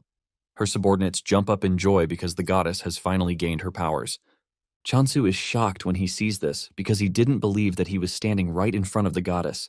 Chansu smiles because he never thought he would see this day. Just then, the goddess appoints Chansu as the chief apostle, which gives him the power to manage other apostles. Chansu is surprised because he didn't know that a function like this actually existed. Chansu immediately makes the decision on Park, since he can't kill him. Chansu wastes no time demoting Park to a servant, ultimately stripping him of his apostle title. The goddess is left in shock, and so are her subordinates. This is also when it dawns on Chansu that the title of chief apostle is gone. He notices the goddess's reaction, and he realizes that the goddess must have really cared, but he somehow messed things up. Just then, the goddess starts transforming back into her plant form. Chansu kneels in front of the goddess, apologizing to her, but he lets her know that it is not advisable to keep a traitor in their midst. Chansu then assures the goddess that he is going to grow their influence further, so she has nothing to worry about. The goddess is happy to hear this, and she grants another skill option for Chansu. He gets the option to pick between the communication skill and the health abundance skill. Chansu is surprised to see this because the goddess is basically overworking herself at this point. Nonetheless, he decides to check it out. Meanwhile, the chick is pretty mad that Chansu is excommunicating people when they barely have any apostles. Thankfully, the pig is there to hold it down. The chick stares at Chansu, hoping that he will pick the communication skill so that they can avoid situations like the one that just happened. To their dismay, Chansu picks the healthy abundance option even though he has no idea what the skill does. He just assumes that it is a passive skill that makes one healthier as they eat food blessed with abundance. The goddess and her subordinates break down in tears because they believe it is finally the end, since Chansu doesn't look like someone who is ready to select the communication skill. They are still troubled about this when the goddess finally transforms back into her plant form. Seeing this, Chansu has no choice but to hope that the healthy abundance helps in a lot of ways. Later on, those who have been scammed by Park all receive a free Emperor apple from Chansu through the circulation company. They are all informed to be wary of next time because the Emperor apple only comes via the circulation company. One mother cuts out a slice and hands it to her son. Upon tasting the apple, the son freaks out because of how delicious it is, and he ends up using the F word. His mother believes that he is overreacting, but when she has a taste too, she has no choice but to use the F word. The woman decides that she has no choice but to brag about how good the apple is. Days later, the online community is going crazy about how good the apple is. The online posts then further increase the glaze on the apple. In no time, the rumors start to mutate into the fact that the Emperor apple is good for virility. Meanwhile, the situation is being monitored by a dude in glasses. Later on, Chansu thinks about the next plan of action. He is glad that he managed to secure all the blocks around the temple, and since Rohan is with him, he believes that everything should be fine. Not long after this, Haesujin shows up to tell Chansu that they have a problem. She lets him know that there is a new rumor about the Emperor's apples. Chansu doesn't think it's that serious since the apples have turned into a cure-all apple. However, he freaks out when he hears that the rumor is about virility. He realizes that this is not a simple statement since the Earth is already losing its vitality. Basically, the issue of virility was a serious one that some people even died from eating a snake's gallbladder thanks to how desperate they were. Haesujin then asks him if he is pretty sure that there are no actual effects coming from the apples. Chansu then mentions that there are a few who claim that they are seeing results, and this includes Rohan. Chansu believes that this is basically because they feel better, and in addition, he didn't even add any special virility boost effect to the apples. Chansu then suggests that they grow a fruit that is actually good for virility if they are trying to avoid backlash. Haesujin agrees with him, saying this is a good idea. They obviously do not need marketing for it again because it has publicized itself already. However, the question of which crop is going to work remains. The question and Rohan suggests that they use wolfberries. Chansu is surprised to hear this because he believed that Rohan only cared about apples. Since Rohan suggested wolfberries, Chansu decides to go with that, and he mentions that they are going to need workers. Fortunately for Yunhook, his chance finally came, and he assures Chansu that he is going to work really well. Chansu is surprised to see how eager the dude is to work, and Chansu lets him know that he is not obligated to decide so quickly. In addition, he lets him know that he is not forcing him to participate either. One of Yunhook's friends then asks Chansu what it is that they are planning to cultivate. Chansu reveals that it is wolfberries, and the dude immediately goes on his knees, begging Chansu to take him in. Chansu cannot believe how desperate they are to work because everybody connected to Yunhook is ready to join in. At this point, Chansu assumes that the group has issues. Not long after this, Chansu invites Hasujin, and he gives her a basket of the wolfberries that have been cultivated to tackle the virility issue. In fact, Chansu has created a pill that would induce potency in just 30 minutes. Hasujin is blown away because Chansu was able to create something like this in a short space of time. Chansu is a bit embarrassed because this is the first time he will be using the blessing of abundance to actually boost a specific body function. However, he was able to discover the method thanks to a dude who is an expert in pleasure relations. Chansu then tells Hasujin that they might see a wider variety of medicines being released for a while, and he urges Hasujin to verify the safety first. Hasujin looks absolutely invested as she assures Chansu that she is going to make sure she turns every one of the wolfberries into gold. Chansu smiles, telling Hasujin that he would be counting on her. Deep down, Chansu is eager to see what kind of news the wolfberries will bring this time around. When Hasujin returned to the office, she started thinking of a way to get people to buy the berries, and her option was to make them think with their lower body rather than their heads. She decides to brew it and package it in bottles, believing that it would make it sell better. After brewing it, she drinks it in front of her boss, and he asks her how it tastes. She replies that it's savory and even has a faintly sweet taste. She mentions that it is easy to drink just like water. She then urges her boss to have a drink, but he is scared to do so. However, she manages to convince the dude to gulp up the rest of the bottle. After he is done drinking, he lets Hasujin know that he might not be able to testify about the effects, but he can surely say the flavor is decent. After this, Hasujin tells her boss that she has to leave. Apparently, she is heading to a peculiar place, which isn't the alchemy office, by the way, since they are the ones who generally certify medicinal items. Hasujin then makes her way to the only block that has been configured to remain dim even during the daylight. This is a scenery that would cause some to feel lonely, ultimately desiring partners. Staring at the environment, Hasujin realizes that all the people he is staring at are potential customers. This is basically because the happier they become, the more she sells. Hasujin then makes her way to the Temple of Purity, which is in the middle of it all. She meets the receptionist, and she states her business to her. She lets her know that she is there to obtain certification for a stamina booster, and the lady asks her to follow him to the reception room. As she walks through the hall, Hasujin is blown away by how everything is laid out. Apparently, the Temple of Purity has taken over the adult market, which is weird because lust or carnal should be the ones controlling everything. When the apostle checked out the wolfberry tea, he handed Hasujin the certification, saying it is actually effective for functional improvement. He urges Hasujin to maintain the tea's concentration. He then talks about the pill and the fact that it was slightly lacking.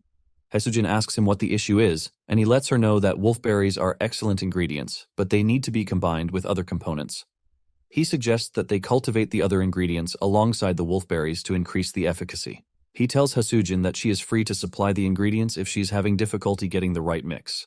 However, this would mean that the stamina booster would be sold under the Purity brand. However, he lets her know that whatever she chooses is fine by him. Hasujin is surprised to hear how confident the apostle is, and she reminds him that she might end up having a formidable competitor. The apostle then tells her that they don't really care about this because they are always in search of new and powerful stimulation. He mentions that they started producing it themselves because there weren't enough people providing sufficient stimulation. However, the existence of a capable producer is always welcome. When Hasujin recounts this mission summary to Chansu, he freaks out because he realizes that Purity guys might be an insane bunch. Apparently, it is a taboo for those in the Purity clan to make love, which is why they grow by enduring their passions. In fact, they started seeking stronger simulations for their training. Purity was able to take over the night market, and even though they are a small faction, they ended up securing a solid economic and military power. Hasujin tells Chansu that it would be beneficial for them to get certified by Purity directly. But at the same time, entrusting the manufacturing to them is also a fine choice. Hasujin then shows Chansu the ingredients that were requested by Purity. Chansu takes a look at the ingredients and realizes that these are ingredients that he is seeing for the first time. Chansu then asks Hasujin if she is selling the wolfberry tea, and she confirms this, saying she even wants to supply all hotels located in Purity too. Since they have achieved their goal, Chansu suggests that they develop the stamina booster slowly. Chansu believes that everything has come to a calm state until he gets a visit from the Legend of Purity. This is a man who has not engaged in pleasure since the age of 40. This man is Park Hang-yeol, the Archmage of Purity. Apparently, he has come to see Chansu because he claims that he is on the verge of losing his manhood function, and if he loses it, he is going to be expelled from Purity. Chansu freaks out when he finds out that the chances of recovery are pretty low. In the start, people saw Purity as just a facade befitting the image of Purity. They were seen as ones who lived an unstained life with an aura that transcended the secular world. However, the whole block was built on territorial warfare, and given the fact that Purity has a weak faction, its future was obvious. To protect its power, Purity realized that it needed power. This was when Park realized that chastity is not the same as purity. He figures out that as long as self-control is maintained, anything is fine. With this realization, Park alone was able to produce half of the total points generated by Purity in just 1 year. Chansu is surprised to hear this, and he asks Park if the god of Purity allowed him to do that. Park narrates that there were initial talks about excommunicating him, but once the god saw the points he was generating, he personally encouraged Park's method. This induced a great wind of innovation in Purity. Deep down, Chansu believes that this is all an addiction because both sides are corrupted at this point. Apparently, the greater the temptation one endures, the faster their spirit grows. In no time, the skill grew so much that even before impulses arose, the temptation had disappeared. Since the duty of purity is to suppress pleasure impulses and maintain integrity, Park knows he is going to lose his qualifications if the root itself disappears. Because of this, Park holds Chansu's hand, begging him to help him out, because there seems to be hope in the wolf berries. Chansu is left in confusion because he doesn't think he has what it takes to defeat a skill that has been honed for over 30 years. Park then tells him that it is not an immediate problem, so he begs him to focus on product development. Park brings out an envelope and he hands it to Chansu. He lets him know that he is ready to support his research with everything. Chansu opens the envelope and almost passes out in shock because of the high amount of money that Park is willing to give him as a reward if he succeeds. Because of how high the reward is, Chansu has no choice but to accept the task. Meanwhile, one of the first generations of the Purity Apostles calls a meeting with his colleagues. Apparently, they want to start building plans on how to maintain purity itself. It has come to their attention that Abundance has created a stamina booster. They have also verified its effectiveness, and judging from consumer reactions, they believe that stronger versions wouldn't be impossible. Apparently, the food division of alchemy is furious because of the berry tea. This is because some are already choosing the tea over what alchemy has been selling. The apostles are surprised that the grand alchemist Unsu brushed this matter aside. One of them then mentions that Yunsu's friend, Rohan, has taken the Apostle of Abundance under his wings.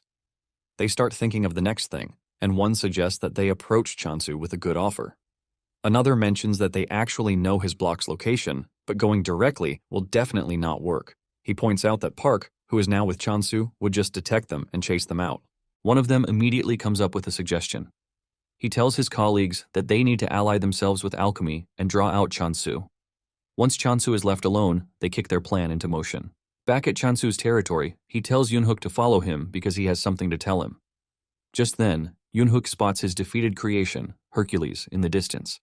He rushes over to hug the headless creature because he didn't think he would ever see it again. Apparently, Chansu restored it because he figured out that Yunhook would resent him if he allowed Hercules to rot. Since Chansu and Yunhook will be working together, he figures out that it would be better if he raises his affection level. Chansu then asks Yunhook if he doesn't mind that the Hercules is missing its head, and Yunhook says no because the job he needs it for is simple labor. In fact, with Hercules by his side, he is confident that his labor output will increase by 17 times. Chansu then points out the skeleton soldiers too, but Yunhook is not convinced that the skeleton soldiers would be of much help.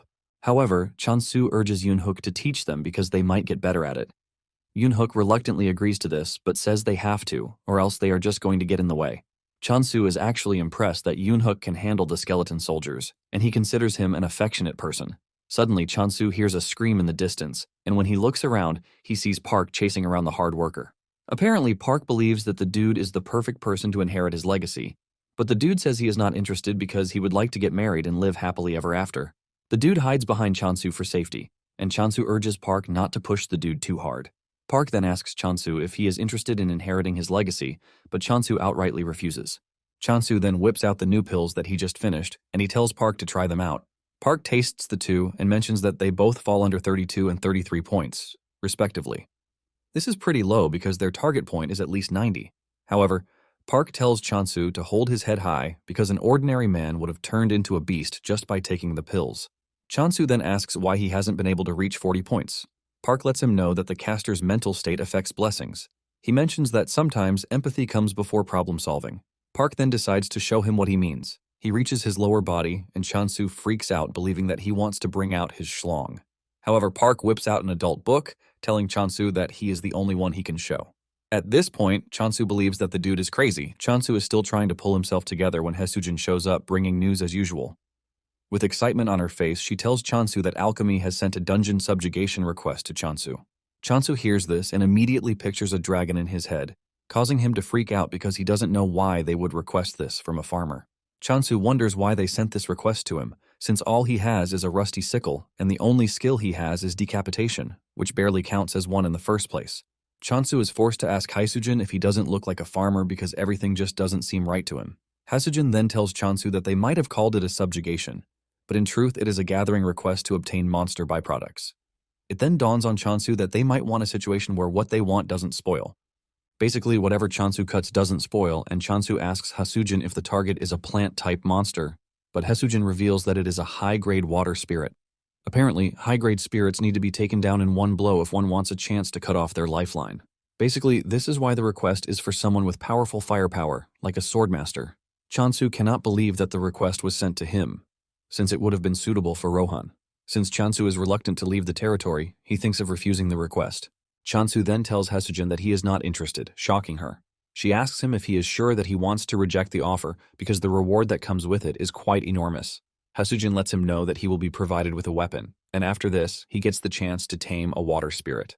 The moment Chansu hears this, he automatically becomes interested, since a water spirit is a dream item for every farmer. Haesujin then tells Chansu that it would be better if he accepts because they are currently on alchemy's bad side. Chansu then remembers that Haesujin mentioned the wolfberry tea being overshadowing alchemy's products. Haesujin confirms this, saying the request is just an excuse to clear up a misunderstanding. Haesujin then asks Chansu if there is any other reason why he is hesitating, and he reveals that he doesn't want to leave his block defenseless. Haesujin understands his plight, and she suggests that Chansu finish up the temple first. Haesujin mentions that they also received construction materials through alchemy. In addition, it appears that temples have a protective function. Chansu is surprised to hear this, and Haesujin lets him know that the temple is not treated as a strategic resource for nothing. Some days later, Chansu completes the temple, and the goddess reflects on the events that have happened in the past days. She believes that Chansu is finally making the decision to focus on internal affairs. She also wishes that Chansu would just obtain the communication skills to make everything perfect. Suddenly, the skill, the last bastion, activates in the temple, shocking the goddess and her subordinates because this is a wartime defense skill. It turns out that Chansu is testing out the temple's defenses by asking Rohan to strike it. Fortunately, the defense happens to be solid because it even blocked Rohan's strikes. Once this is settled, Chansu tells Haesujin that he can finally leave. However, he forgets to tell the goddess, but he believes that nothing would happen, since he is not staying long. Moments later, they arrive at the alchemy headquarters, and the journey was quite fast, thanks to the fact that they installed gates on their paths. Once Haesujin drops Chansu and Rohan off at the headquarters, she leaves. Chansu meets the receptionist, who tells him that they have been waiting for him. She hands Chansu a box containing the weapon they promised him, and she lets him know that he is free to exchange it for another if he doesn't like it. Chansu ends up handing over the box to Rohan for safekeeping in exchange for 2 apples. The lady then tells Chansu that he would have to cast a blessing on the potion used to tame the water spirit. She lets him know that she also can use their own blessing because his own blessing of abundance might fail. She asks Chansu what option he is going to choose, and since there is no record of what would happen if he uses his blessing, Chansu decides to use his own blessing. The lady then tells Chansu to follow her to the dungeon so he can hear the rest of the explanation as they go. Moments later, they arrive at the dungeon, and the lady lets Chansu know that everything has been set up already. Apparently, they are in a hunting ground for ordinary water spirits, and if he lights incense, they are going to come running to him, giving him the chance to hunt as many as he likes. However, he is required to defeat the boss, but the byproducts will belong to alchemy. Since the boss is in a separate location, the lady tells Chansu to let her know when he is ready. For the first thing, she tells him to cast his blessing on the taming potion. Chansu then casts his blessing on the potion, leaving a bright light as he pours in his blessing. Since he can cast as many as he wants, Chansu continues casting his blessing into the potion, and before he knows it, he has achieved 500,000 points, ultimately turning the blue potion into green. The lady confesses that this is the first time she has seen such a reaction. Curious, she rushes over to bring a water spirit. She throws the water spirit at Chansu, telling him to throw the potion at the water spirit.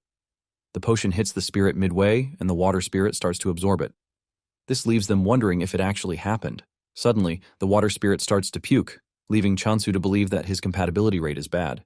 Chansu is thinking of what to do when a horde of water spirits rushes into the room, shocking the alchemy lady because they have not even released the bait yet.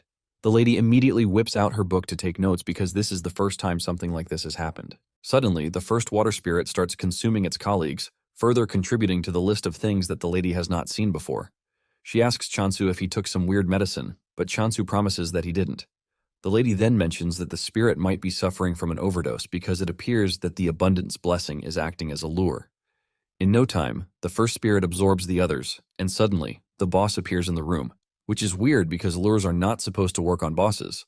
Chansu immediately gets on the defensive because he has come face to face with the target of the quest, a high-grade spirit. He is still trying to figure out what to do when the other spirit starts absorbing the boss spirit, causing it to get even bigger. The lady crashes to her knees because she can't believe that the boss just got eaten right in her presence. Even Chansu holds his head in frustration, wondering why they asked a farmer to clear a dungeon.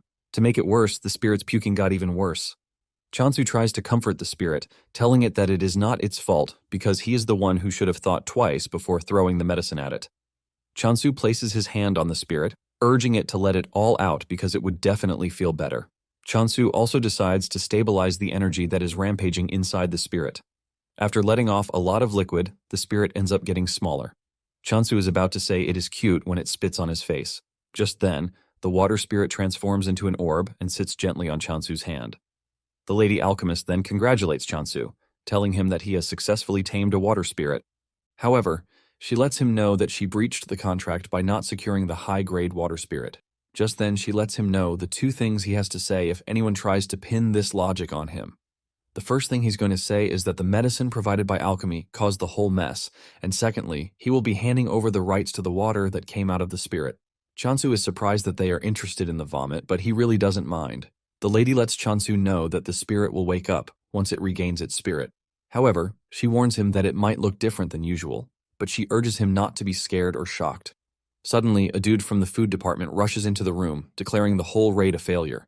Since Chansu is said to have failed, he mentions that Chansu would have to pay a penalty fee. Chansu immediately follows the lady's advice, and he mentions that the medicine provided by alchemy was what caused the mess.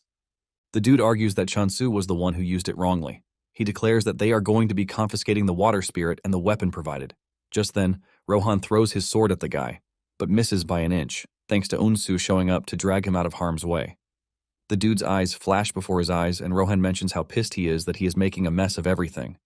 Yunsu tells Rohan that he should resort to greetings instead of violence, since they have not even seen each other in ages.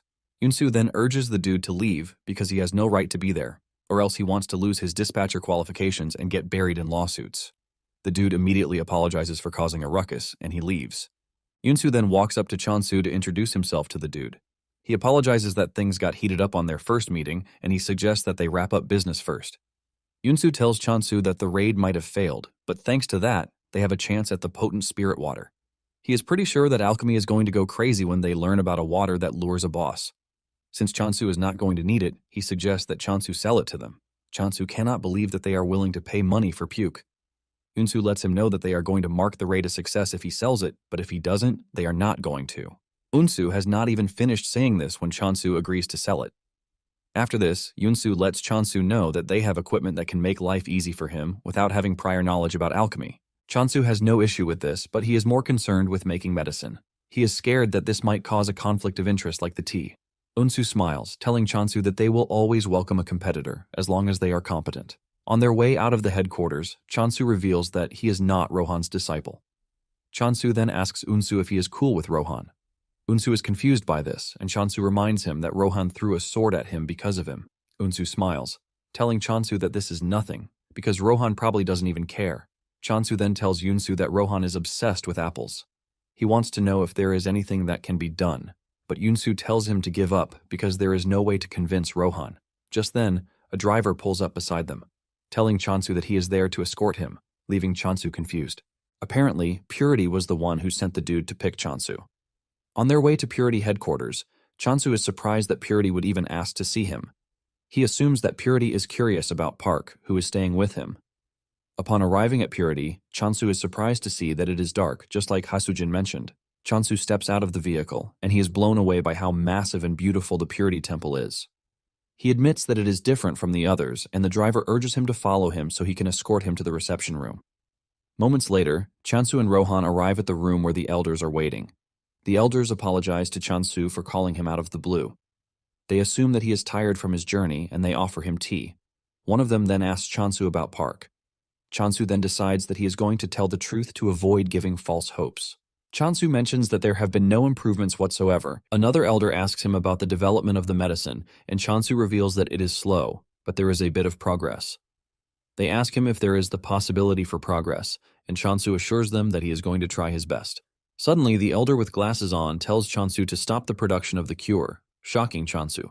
In fact, they want him to drag out the completion process for the medicine. Chansu reveals his confusion because he believes that Park is important to them. One of them then tells Chansu that it would be better if he joined them, since making the medicine is difficult.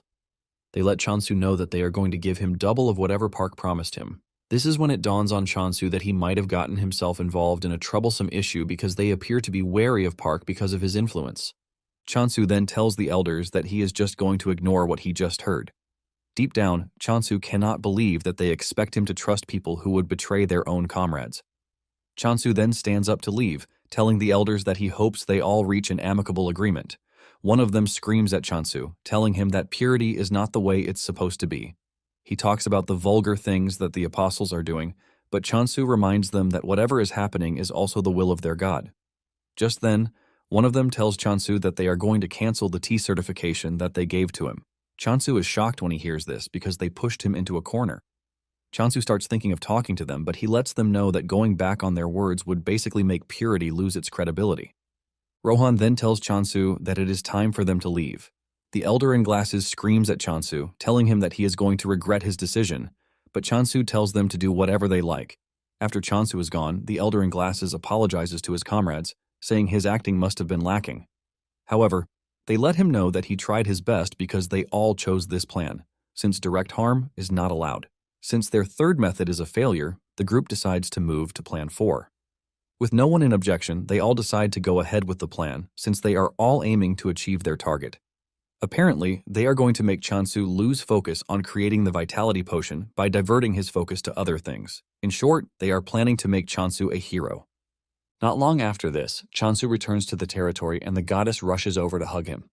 The others are also happy to see him, and they just wish he would get the communication skill quickly so that everything can become easy. Park then asks Chansu if he had a safe trip, and Chansu lets him know that he did, thanks to him protecting the block. Chansu then tells Park that he has something to tell him, and this is the fact that the elders are betraying him. Park doesn't want to believe this because he believes that the elders are just having a minor feud. But when Chansu tells him that the elders already instructed him to stop making the vitality potion, Park almost shatters into pieces. Park apologizes for this and tells Chansu that he will leave to sort everything, but Rohan tells him that it would be better not to go. Chansu mentions that after talking with Rohan, they have figured out that the elders are just trying to delay the development of the vitality potion. Chansu says it appears that the elders have no trick up their sleeve, but he doesn't know what it is yet. Park then says the elders care about their bodies and would not do something that is dangerous. He believes that the elders might just call Chansu to apologize, but Chansu doubts this because the elders are really proud. Park then asks Chansu what he plans to do, and Chansu reveals his plan to speed up the development of the vitality potion. Suddenly, a bright light starts shining from under Chansu's lower body. Park immediately assumes the worst, but Chansu quickly whips out the source of the light, which is the water spirit orb. Apparently, the water spirit is waking up from its sleep, and when the goddess sees this, she starts wondering what her apostles have gone ahead and done again. Just then, the water spirit emerges and jumps on the ground. To Chansu's surprise, it is not what he expected because it turned out to be a slime. Meanwhile, the Purity Elders' 4-stage plan is basically to conciliate, threaten, stall for time, and then make Chansu a hero. Chansu freezes up as he tries to understand why the water spirit is a slime. Even Park is surprised because he has never heard of a water spirit being a slime. Chansu then gets close to the slime to touch it, only for the slime to whip out its squishy hands, shocking Chansu. Nonetheless, Chansu figures out that the spirit can understand them. Park then congratulates Chansu, saying it is hard to tame spirits. Just as expected, the goddess's subordinates start screaming at the slime to greet the goddess, since it is the latest addition to the team. Chansu then introduces the slime to the rest of the team, and it dawns on him that the slime doesn't have a name yet. As usual, Rohan comes up with one of his weird suggestions. He tells Chansu that they should name the slime Wadit, but Chansu immediately rejects the idea, and he decides to name the slime Spring. Park is pleased with the name, and he asks Chansu if it has any meaning. Chansu reveals that he took the name from the spring season when plants grow fresh and lively. After he is done naming the slime, he suggests that they see what the slime can do. Just then, he notices that everyone on the team is hungry, and he decides to make food first. He tells Park to stay around because it is dinner time already, assuring him that he is going to prepare something delicious. In no time, Chansu gets down to preparations, and Park asks him what he is planning to make. Chansu replies that Park will find out very soon. When Chansu needs help with the apple, he throws it to Rohan, who slices it into tiny bits with his sword. Park cannot believe what he just witnessed because he never thought a sword could be used this way. Not long after this, Chansu finishes preparing the food. He made potato noodle pasta, potato pancakes, candy, braised, and a special apple pie for Rohan only. Park takes a bite of his dish and declares that it is very delicious. Park declares that he regrets not eating with Chansu all this time. Chansu lets him know that there is still plenty, so he urges Park to take his time. In fact, Chansu wishes Rohan could eat what they are eating too, but he is busy with his apple pie. Chansu then tries to feed Spring with his blessing, but Spring wants food, not blessings. Chansu then throws him an apple first, and Spring absorbs the apple in no time. Spring enjoys the apple so much that it starts blushing. Chansu lets Spring know that there is a lot, so he can always eat as much as he wants. Not long after this, Chansu visits the other block, and Yoonhook runs over to tell Chansu that they just created a path so that he can easily cross over to the other block. Because of this, their efficiency has also increased. In fact, Hercules is working really hard, and everybody on the farm is trying their best. Chansu cannot believe how enthusiastic the bunch are even though they are prisoners. Yoonhook notices the slime, and Chansu introduces it to Yoonhook. Yoonhook and the others are shocked that Chansu has managed to tame a water spirit. Chansu commends Yoonhook's work so far and suggests that they take a break so that they can see Spring's abilities. Chansu then tells Spring to show them its abilities. Spring then uses its power to create the nearby lake, shooting up a large quantity of water. Chansu is impressed by this, but the water ends up splashing in Night Sky's direction. Pissed off by this, Night Sky leaps toward Spring, but Chansu grabs it to pet it. He lets Spring know that Night Sky is gentle, but at the same time, it might be scary when angry. Chansu manages to defuse the situation, and he tells the workers to return to work. After everything has settled down, Chansu continues playing with Spring, and he tells it to make some drinking water. Spring excitedly does this, and they are still having fun when Chansu notices that the system window is glitching. The occupancy rights are glitching, leaving him confused, and suddenly, Night Sky leaps onto his body. Before Chansu knows it, Night Sky bites him, ultimately stripping him of the rights to certain territories. Chansu grabs Night Sky when he sees this, as he tries to understand why it did what it did. He remembers making life easy and convenient for the cat by providing everything it wants, only for it to repay him with something like this. While Chansu is busy crying about the rights that he lost, he notices that the cat is smiling. Instead of overreacting, Chansu decides to calm down because he knows Night Sky is a smart creature, and there must have been a reason why it did what it did. He notices that he lost occupancy rights, but at the same time, the system window has returned to normal. Just then, Park shows up, and Chansu asks him where Rohan is. Park reveals that Rohan is currently training, and he asks Chansu if something is wrong because he looks absolutely dejected. Chansu then tells him what happened, and Park screams out, asking if he just encountered an occupancy parasite. Chansu is confused by this, and he asks Park what he means by this. He asks Chansu if he has been doing a closed-door training somewhere because he expects him to know everything. Park then explains that if a block gets infected, the moment one buys the occupancy rights to the block, the buyer also gets infected. If the infected buyer buys a right to another block, the new block also gets infected. If this process continues like that, it basically ends in total ruin. Park mentions that the infection multiplies infinitely and even stays hidden, which is why it is hard to notice if one is hidden. Park lets him know that by the time the infected knows what is happening, the infection will be complete. Chansu then asks Park what happens when a block is overtaken by the parasite, and Park reveals that the block loses its functions. Basically, buffs and debuffs disappear and entrances get blocked. Park lets Chansu know that the blocks he has owned before would also get infected, and he urges Chansu to be careful. Chansu looks through his possessions and realizes that he still has 90 occupancy rights, which means Night Sky only ate the 10 affected rights. Chansu is glad to hear this because he is pretty sure that Night Sky would never have done that without a reason. Chansu walks up to Night Sky and provides more blessings for its home, thanking it. Nonetheless, Chansu is sad that all the blocks connected to the city are gone when he finally manages to open a path. Chansu then remembers that when he bought the occupancy rights near the city, there were other factions. Chansu then asks Park if there is an insecticide or something for the bug because he wants to know how they have dealt with the issue till that moment. Park mentions that there might be a solution, but there has not been a certain solution. Chansu then notices that Hamstol is disturbing him, and he shuns it off. Suddenly, he realizes that there must be a reason, and it suddenly dawns on him that the goddess might be the reason. Meanwhile, the goddess is currently missing Chansu because he has not been focusing on the goddess for a while. Her subordinates are comforting her when a black portal suddenly opens in the sky. A voice emerges from the portal talking about how he smells something nice that he would like to have. The goddess and her subordinates threaten the monster, telling it to leave or else it will regret it. The bird and the pig then charge toward the monster, and the goddess tries telling them to stay back because it is too much for them to handle by themselves. While charging toward the monster, the two imagine themselves transforming into their scary battle form. The two kick the monster, but they end up getting knocked down. Just when the goddess is about to sacrifice the points that Chansu has worked for, Rohan shows up to one-shot the monster. After destroying the monster, Rohan bows to the goddess, and she is surprised to see Rohan bowing to her. Rohan even sits with them, and he brings out an apple for them to eat. The chick and the pig wasted no time consuming the food.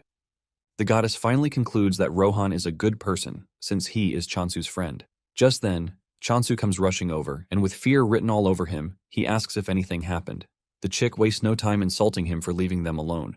When Chansu heard that Rohan helped them, he bows to him, thanking him for saving them. Rohan then mentions that it was an occupancy parasite that showed up, but he cut it down already. However, Chansu lets Rohan know that he has not finished off the parasite, and this is just the beginning of their problems because the parasites will keep appearing from that moment on.